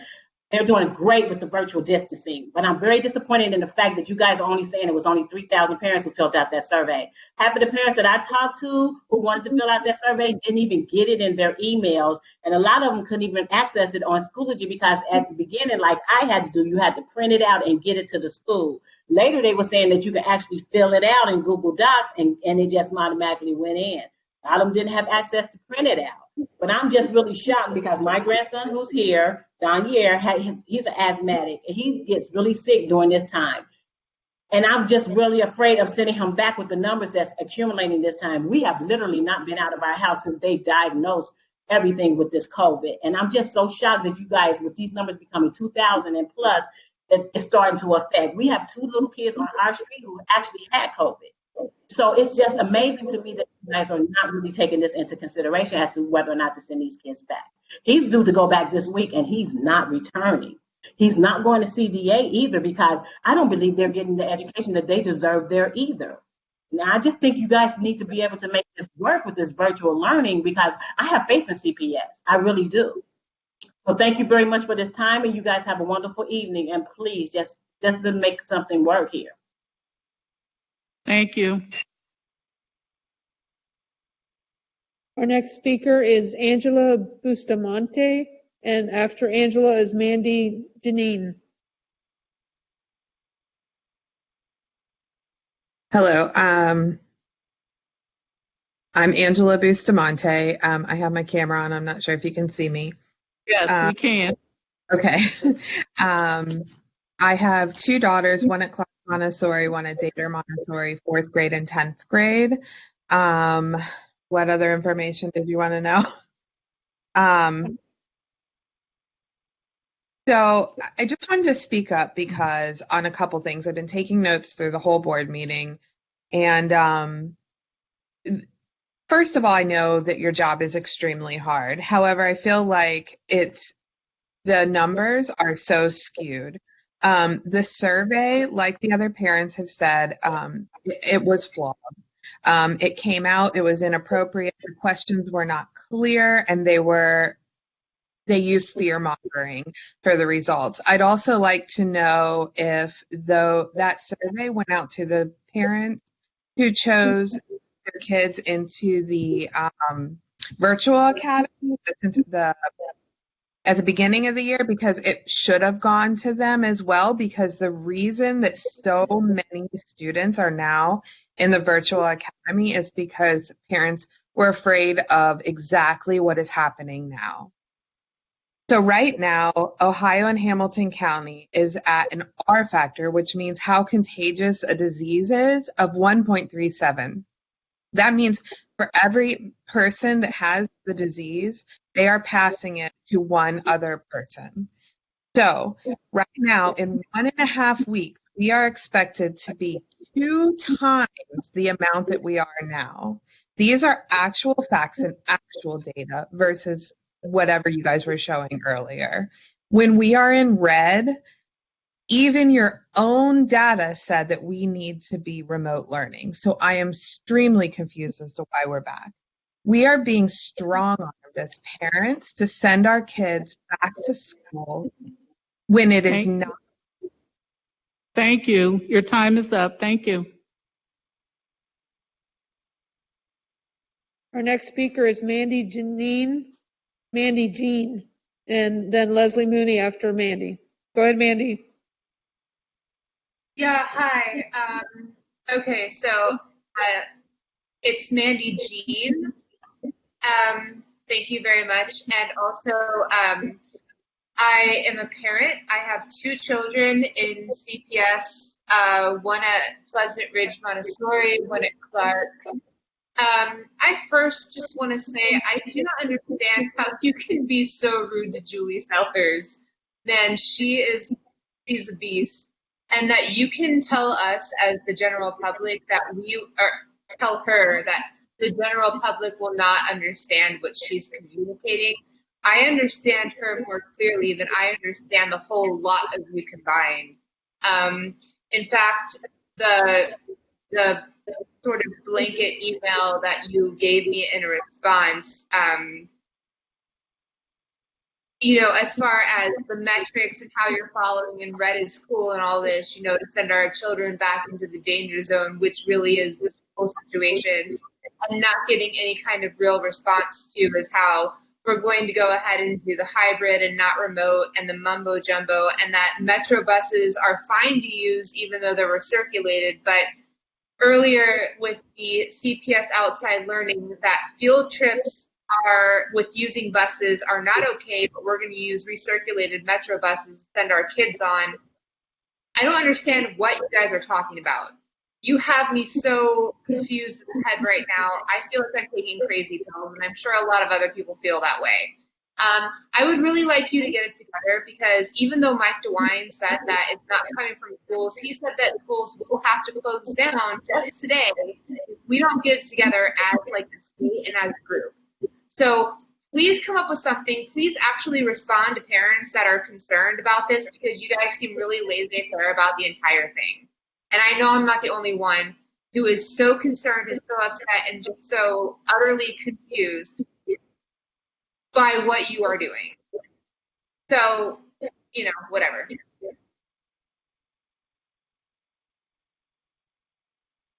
Okay, our next speaker is Leslie Mooney, followed by Catrice Carpenter.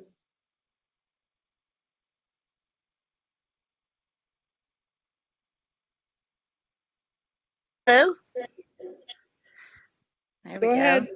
Hi, there I am. Hello, everyone. Thank you. I'm Leslie Mooney. I have 3 children in CPS at Fairview Clifton German Language School, and I just wanted to tune in tonight and give a huge kudos to the team at Fairview. I volunteered. I had the honor and pleasure of volunteering to help welcome the kindergarten through second graders back last week. Twice throughout the week. I'll be back again tomorrow in the 50 degrees pouring rain, standing outside with Herr Sippel and Herr Maley and the rest of the amazing staff and team over there. And I can attest to the fact that nothing is normal except for the kids' smiles and coming back into the school, as well as the teachers and the faculty and staff there. And so I just chimed in to say a big kudos to that team and all that I've seen going on with the safety measures at the school that I'm affiliated with and others that I've heard about. So thank you. Thank you. Our next speaker is Catrice Carpenter, followed by April Thompson. Hello, you guys. I'm glad Hello. to finally get through. I'm glad to finally get through, as I've been trying for a couple of meetings, and I just get skipped over or my hand gets put down. I'm not sure who is responsible for that, but I'm glad you guys have had a change of heart. So I want to speak on those surveys that were sent out. Those were tragic, to say the very least. I got mine on the weekend because I sent the email over to my principal and asked him to let me know what was going on. So it was worded horribly. It seemed like we were in some type of horrible contract that would have screwed our child's education up. So I declined on sending that in. And last year my son caught the flu twice. The second time he caught the flu accompanied with strep. So when I went to go pick up his homework, there were 117 staff and students out, and the school was not clean. So that was only a couple of weeks pre-COVID. So I have to get you guys to understand why I don't feel safe sending my son into school, and then we can't get any remote learning because of your technology. I'm very disappointed. My son goes to Fairview German School. I know I don't even have enough time to start on the race relations there and the issues we've had there. However, I do want to give a shout out to Ms. Hudipo, because she is thoroughly trying to remove barriers that have been set on my son's education for the last 2 years that I've tried to get some resolve from through the Board of Education, and that has been lack thereof. I've had to go to several different platforms to get a voice, and I think I'm gaining a little momentum now. However, I want to let you guys know this is a horrible idea. It's flu season, and Thank you. Your time is up. Thank you. Our next speaker is April Thompson, followed by April Berg. Hi, I am a proud neighborhood teacher at Roll Hill School, and I would like to see the district's presence at nearby HBCUs and recruitment of more teachers of color. And I would like to see the teaching and technology program come back to Hughes and other high schools. I'm a proud Hughes grad of the teaching and technology program, and I would love for us to build within teachers that'll return back to CPS and become teachers, but also principals. And then I would like for us to increase access for families of lower social economic status. If the IT department could look into adding a shortcut to Blue Jeans on the student devices, because sometimes that's the only device that some of our households have now, and also communication via text messages for our families to increase engagement. And I do appreciate you all now asking about the affiliation at the beginning of the public. So I would love for you to continue this, and maybe we could use this data to increase the engagement on those voices that are not heard. Thank you. Thank you. Okay, Ashley Berg will be followed by,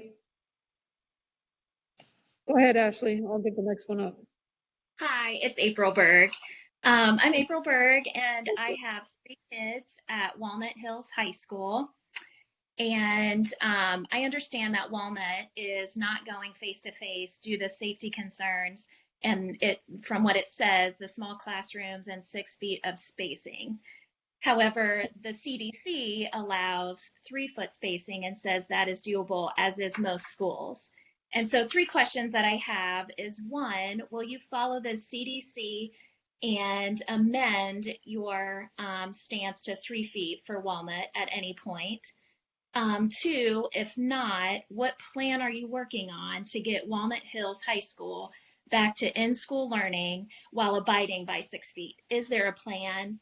And there's a lot of parents that I know that would like to know what that plan is, if there is any, or if you're working on one. And 3, if there is no plan, then why are you neglecting thousands of students and their education? Because while we are remote, because we wanted as much instruction time as possible, the students are not okay. We're getting half the instruction time, and especially in the AP classes, which is noted by the AP teachers, we would just like to know what the plan is in moving forward for our students. And is this driven by the union? And if it is, then I just have to say shame on you, because you're missing the whole point and forfeiting what true education is about. It's about these students, and it's about them thriving and moving on to the next point. And so we would just like to know of any kind of answers. We're not getting any from any emails from the district administration or anyone, what the plan is for Walnut Hills High School. Thank you for your time. Thank you. So our next speaker is Bethany Glass, followed by Christopher Muldrow. Hi, my name's Bethany Glass. I'm a teacher at Roselawn. I teach 1st grade. And I wanted to begin with a shout out to my 1st graders and their grown-ups. During our time in remote, my kids were online when they needed to be. They were ready. They had all of their materials. They did their very best. They participated. They asked questions. We read, we wrote, we calculated. And when I hear people on board meetings saying that remote wasn't working, remote was so terrible, I will say I was shocked, because my 1st graders have done an amazing job. And I would also like to speak to, and I know that the budget is complicated, but our paras having a day cut. On Mondays, even though our kids aren't in the building, our paras at Roselawn have been working. They have been helping us with testing. They have been helping us by leading small groups and helping kids that need a little extra help, or working with kids that are advanced and need some enrichment. They have been making phone calls. They've been helping parents with tech issues. Our paras are incredible, and I don't feel that they have been treated all that well. Thank you for your time. Thank you.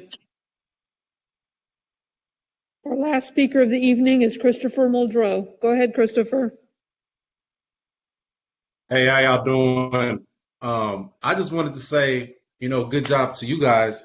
And I would like to commend you guys for letting everybody speak, because I know it's not easy listening to all of us speak. So I think it's great that you guys are taking the community input, allowing people to be heard on both sides of the spectrum. And so kudos to that. But one thing I'm confused about is the staffing cuts. I think before COVID, it would be fair to say that at Cincinnati Public Schools, we were an underperforming district. The principal of my daughter's school talked about how, we'll pull the secretary home in the classroom to help teach. And now we're talking about cutting our support staff by 20%. I'm really confused. I think it's a very bad decision. And I hope eventually we start having some conversations about long-term learning loss and the effects that COVID is going to have on our kids. And how are we going to make that up? I'm new to the discussion. I'm new to the table. So maybe we talked about that in some meetings and I missed it. But I really think we need to start talking about that. Like, we're going to get some extra days, like snow days. If we miss so many days of schools, we get some snow day makeups. So what are we going to, and that's not going to fix all of our problems, I understand that. But what are we going to start having that serious conversation about? What is our learning loss and how are we going to make that up? I would like to see those conversations. And then I just want to jump back to Western Hills. I was able to talk to Dr. Dean Glaze, and I guess we're running two different educational models or whatever you want to say.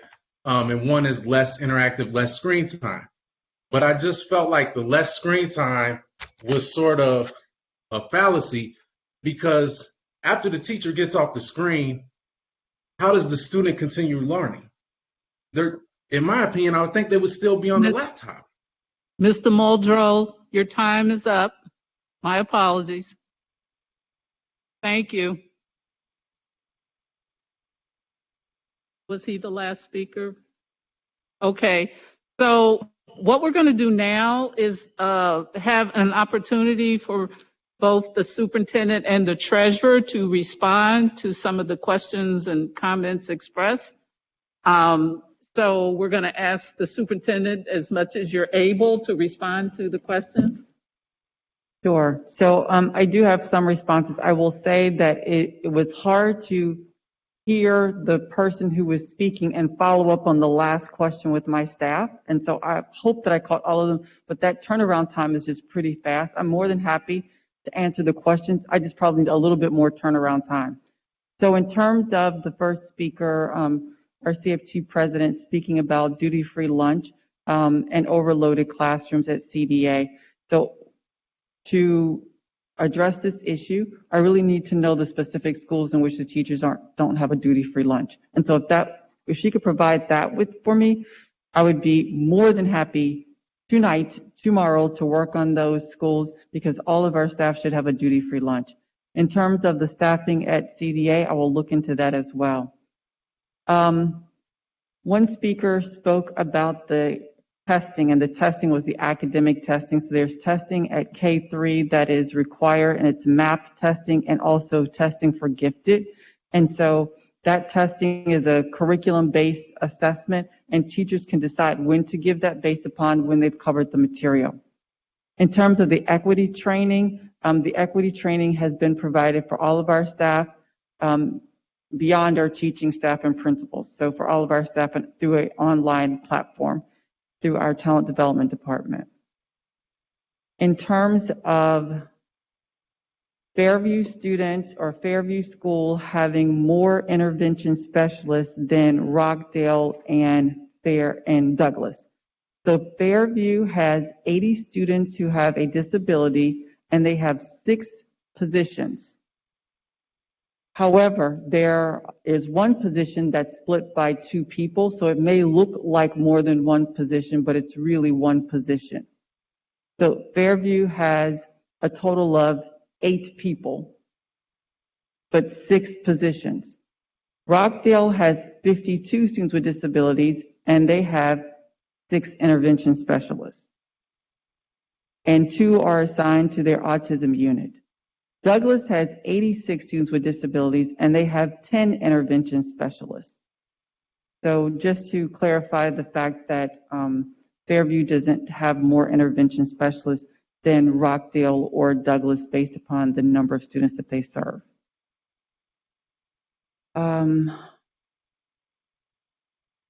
In terms of Metro, we do clean those Metro buses in between rides or ridership, and we use an electronic or electrostatic spray that is able to kill the germs on site within a matter of minutes. Is that correct, Sarah?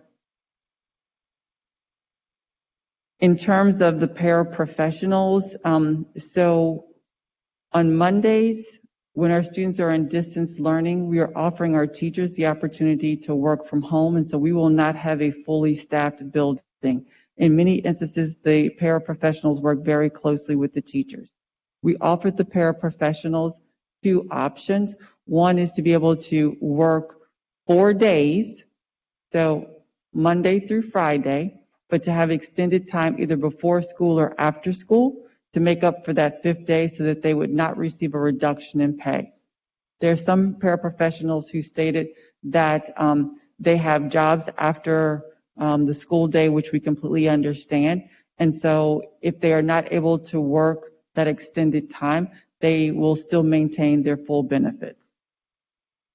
And those are the questions that I was able to answer. But again, my apologies. I was trying to keep up with the current question while answering the previous question and getting the answers from my staff. Thank you, Superintendent. Treasurer Wagner, did you want opportunity to respond? Yes, thank you, President Jones. In terms of Ms. Sellers' questions about the budget or confusion about the budget, if I'm not mistaken, we met with the union presidents just a week ago, and I went through the details of what I presented tonight.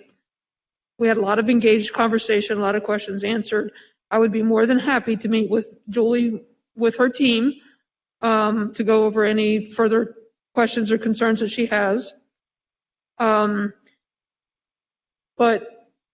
we had a budget last year of $660 million. We added $42 million to that, which presented us with almost a $70 million reduction in order to meet the budget target. And that's very difficult with the information that's changing on a regular basis. We're working hard to do that. We've worked extremely hard to hold on to the staff that we have while everybody around us is laying people off and furloughing. And so it is a very difficult process. It's the process that we're using isn't our normal process, so we can't engage like we normally do. But I'd be more than happy to do a town hall or whatever is needed to further engage the public. But like I said, I'd be more than happy to meet again with Julie and walk through all her questions and concerns. Okay. President Jones, if I could go back, there's one major issue that kept coming up that I do want to address, and that is the survey regarding parents who wanted distance learning.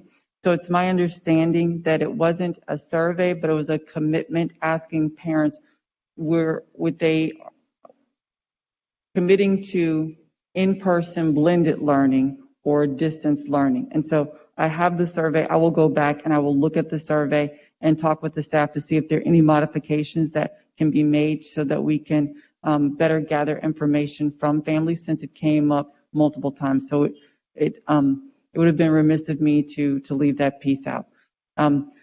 In terms of my comment around only 3,000 students, I apologize. The only should not have been there. I was saying out of the 30-something thousand students that we had, we heard from 3,000 parents who said that they wanted to have distance learning in their home school. Well, thank you. This was a little bit of a different format for hearing of the public, but as always, we do want to hear from the public, and we do appreciate any of the support we get. We're in a pandemic. Nothing's normal. We're doing our best, and sometimes I guess our best isn't good enough. But we are in the business of educating our children, so we're going to continue to do our best. Okay, so I'm going to move on to announcements, and I wanted to make sure to mention that Vice President Messer is absent tonight. He wasn't feeling well, and so we wish him well and wanted board members to know why he wasn't here. Okay, does anyone have any kudos? Ms. Bowers. Yes, I have kudos for Superintendent Mitchell, Assistant Superintendent Bunty, and Mr. Justin Leach on your conversation with Cincinnati Digital Media. That's why I said Cincinnati Digital Academy. Cincinnati Digital Media today. I thought that the engagement with that on that platform for the community, the urban community, I thought was excellent. I thought you guys did a very good job in communicating where we are, what we're doing, and clarifying some misunderstandings or communications about what CPS is doing and why we're doing regarding 504s, IEPs, COVID-19. I thought it was very informative. So kudos to you all. Thank you. Any other kudos? Okay, Ms. Bates, please present the retirements. Yes. We have several retirements from our civil service personnel. We'd like to acknowledge Yolanda Beverly, Deborah Coker, Martha Eckhart, Gloria Forte, Stephanie Hyde, Pamela T. Jones Sims, James Lemmink, Gerald Powell, and Diana Richard. And the board would like to thank these professionals for their service to our children and wish them well in their retirement. Thank you, Ms. Bates. Okay, so we're at board matters and short conversation before the meeting about the status and where we are, given that it is 10:15. So Ms. Bolton, any comment about that particular item real quickly? Since we delayed the Rawson farmhouse discussion last time, just wanted to update the board that the interest in making Rawson a part of our instructional efforts and facility inventory. My understanding, the administration is proceeding with trying to meet the needs that we have legally, and also that the neighborhood is embracing the opportunity to make it a community learning center, so to speak, but for more of the regional area, as well as Clifton itself, and that there are any number of connections that the CPS outside folks would be able to use the Rawson facility and others as well. So things are moving along with Rawson. Thank you. Mr. Morosky, any comment on the anti-racism policy, or are we going to? I appreciate it, President Jones, not beyond the comments made during the presentation of the minutes. Okay, great, thank you. So we're at the item on the agenda for resolutions, and we are going to run through these pretty quickly. I'm going to ask folks, please, if you're presenting, you don't necessarily need to read them all. Just present it as written. I'll present the first one. It is a resolution appointing an official delegate to the Ohio School Boards Association's 2020 Capitol Conference. The delegates, we usually appoint at our organizational meeting, but we're always behind the schedule. Mm-hmm. And so we need to appoint today. And last year, it was myself as the delegate and Ryan Messer as the alternate. I am proposing that we leave it that way. They wouldn't let me in last year, just so you all know. But if we get it in by the 22nd, we can make sure to be represented. So I present the resolution. I second. Thank you. Any discussion? Okay. Ms. Wagner? Mrs. Bates? Aye. Ms. Bolton? Aye. Mrs. Bowers? Aye. Mr. Lindy? Yes. Mr. Morosky? Yes. President Jones? Yes. Mr. Morosky, the next resolution, please. Yes, I have a resolution amending board policy 5410, promotion, academic acceleration, placement, retention. This was the policy that I called out all the redlining items to during the presentation of the minutes. I present it as written. Thank you. Is there a second? Second. Any discussion? Ms. Wagner, please call roll. Mrs. Bates? Aye. Ms. Bolton? Aye. Mrs. Bowers? Aye. Mr. Lindy? Yes. Mr. Morosky? Yes. President Jones? Yes. Mr. Morosky, next resolution. Yeah, I have a resolution amending board policy 5540, interrogation of students. Again, you'll recall this one had minimal changes. I present the resolution as written. Thank you. Second. Second. Any discussion? Ms. Wagner. Mrs. Bates? Aye. Ms. Bolton? Aye. Mrs. Bowers? Aye. Mr. Lindy? Aye. Mr. Morosky? Yes. President Jones? Yes. Okay, Ms. Bowers, please present the next resolution. Yes, we are retracting that resolution, I think, based on Ms. Board Member Bates' recommendation to go back to policy. Okay. Do more revisions. Okay, gotcha. Right, and I'll provide some edits for you, or considerations That'd be of great. edits for you. That'd be great, yeah. And we'll bring them up then in our November 6th Okay. policy, yeah. Thanks.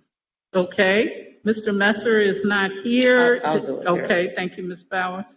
I have resolution amending board policy 7540.02, district web page. I present that resolution as written. Thank you. Any, is there a second? Second. Discussion? Ms. Wagner? Mrs. Bates? Aye. Ms. Bolton? Aye. Mrs. Bowers? Aye. Mr. Lindy? Yes. Mr. Morosky? Yes. President Jones? Yes. Thank you. Superintendent Mitchell, have a report? I do. I do know that it's a late hour. However, I think that it is relevant to many of the topics that came up with the hearing of the public. And so I'm going to ask members of the team to come forward. Tiana Ahmad, Deputy Superintendent, is going to provide an update on CDA. Susan Bunty, Assistant Superintendent, is going to provide an update on students with complex disabilities. And Shauna Murphy, Assistant Superintendent, is going to provide a presentation regarding partnerships during distance learning. And so it'll be a quick presentation. We had it ready for you last week and don't want to continue to belabor not providing you with the information. Thank you. I will start by giving a quick update on CDA. Our curriculum there is Edgenuity. It's a program that is flexible for students. And then we have teachers hosting distance learning check-ins. Next slide, please. We are looking to continuously improve and build upon the success of the program. So we are convening a cross-functional team made up of teachers, students, families, and administration. They will outline what is going well, identify areas of improvement, and we will build a transition plan for all learners if they decide to go back to their neighborhood schools. Some of the key components that we will investigate is programming, professional development, families and students as partners, and communication. And lastly, just want to say that CDA is a part of CPS and will be aligned with our district strategic plan goals that every child will read by the end of the first grade, an increase in academic achievement and graduation rate.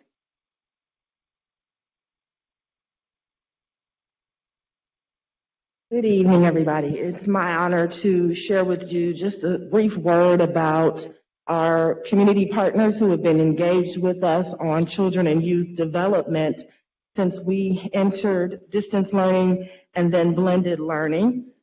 On the slide, you'll see a listing of those partners who have been with us for the past 3-4 months. At this point now, I specifically want to call out Cincinnati Recreation Commission and Mr. Daniel Betts and his team because he partnered specifically with me to convene all of these people, including the YMCA, Cincinnati Parks, et cetera, et cetera. Earlier today, we had our partner from Cincinnati Museum Center here for the outdoors presentation, so it was great to see her. The CPS people who participated at the bottom of that slide, I do want to call out Vera Brooks from Early Childhood, Brittany Cousins, and Casey Fisher from our Community Learning Center. So the team has again met each week for the past 12 weeks. At this point, it's probably more like 16.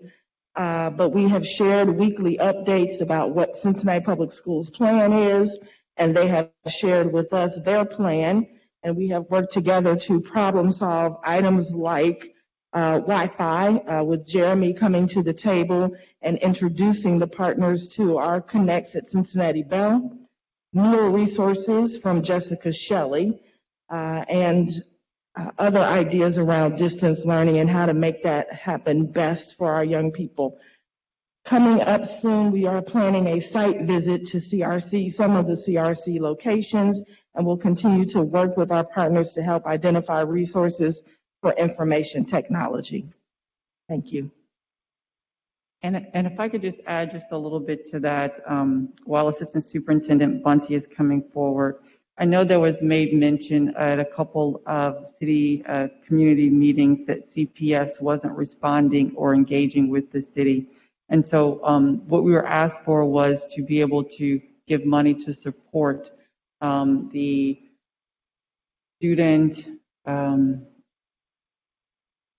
academic care during the day. And so the treasurer and I did meet with them, and we did explore resources that we thought maybe could be used. We cannot use district funding for daycare services. And so that's the reason that Assistant Superintendent Murphy is actually going to go do a site visit to ensure that teaching is actually happening or connecting the kids to their virtual work is happening. So we cannot use, the treasurer has drilled into our brains proper public purpose. We cannot use dollars for daycare services, and so we're going to visit. In addition, it would be remiss of me not to say that we do provide meals for CPS students. So, and that is a cost that comes from the district through federal funds, but we actually do that. And we also provided in-kind services in terms of our IT chief helping to figure out how Wi-Fi might be made available in those locations. Thank you. Good evening. So just a brief update about our students who are in our specialized classrooms. As you know, they are attending school 4 days a week. All of our learners in pre-K through 12 started last week. And we just want to say a huge thank you to our intervention specialists, the paraprofessionals within those classrooms, their families, and our students themselves for engaging in this work. Thank you. Okay. Do board members have questions or comments? Bolton? Just a question, and perhaps I couldn't hear properly or understand. Was there some sort of reference about the curriculum or what have you about CDA? There was some reference that it's been cited or it's regarding racial bias or something. Maybe the curriculum that we're using, that there, it's not that we've designed it. It's a part of the package. Yes, Could you clear that up? It's more so in the elementary portion of the curriculum. So we do not use that material, that content in that curriculum. So that's what they were referring to in Columbus. Okay, thank you. So I'm going to ask General Counsel Dan Hoying, because he actually looked into this. So if you could come up and give the specifics regarding the curriculum that was cited in an article about CPS and Edgenuity.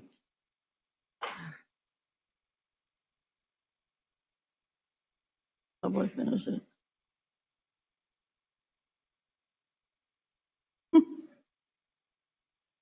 Thank you. There was a group from Washington, D.C. That wrote to the district expressing a concern about the curriculum.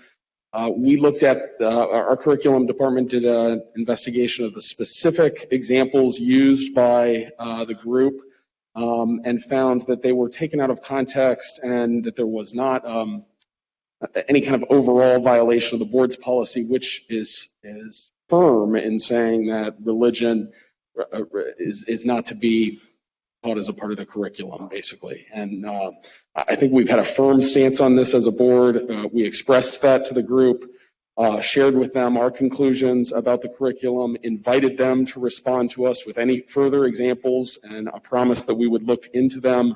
And to date, we've not heard again from the group. So. Other questions or comments? No. Thank you.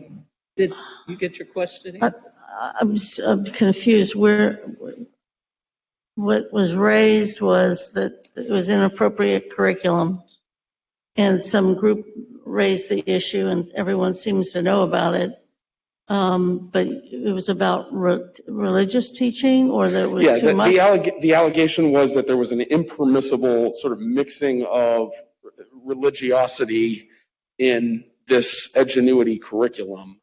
The board's policy is firm, again, that that curriculum cannot either promote any specific religion or even religion generally. And again, that's the standard we reviewed, that the curriculum department reviewed.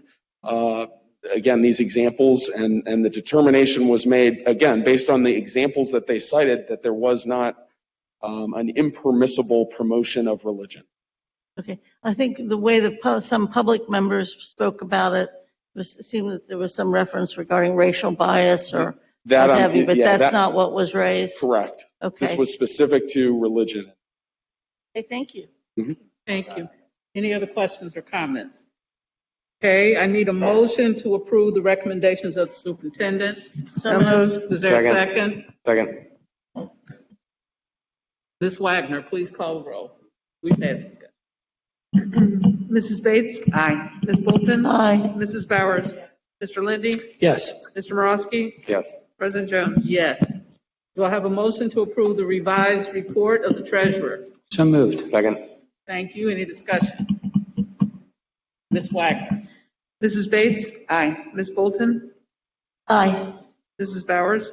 Mr. Lindy? Yes. Mr. Morosky? Yes. President Jones? Yes. Any inquiries or updates? Hearing none. Assignments. Mr. Morosky? As promised, to make my assignment official to Ms. Phyllis Davis to send the 2-page document regarding the task force's input on the anti-racism policy to my colleagues. Okay.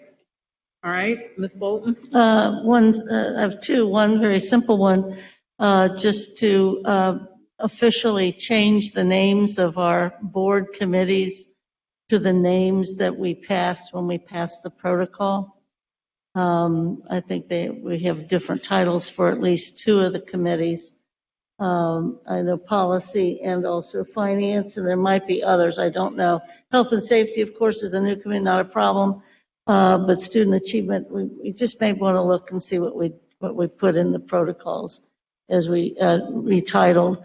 And then the other is more of a substantive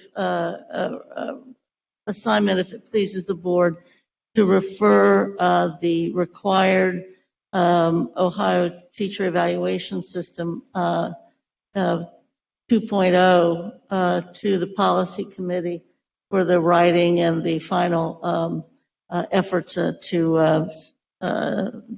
draft and accept a new policy for OCHES 2.0, which is required. Okay. Thank you. All right. Having no other business before us, I declare the meeting adjourned.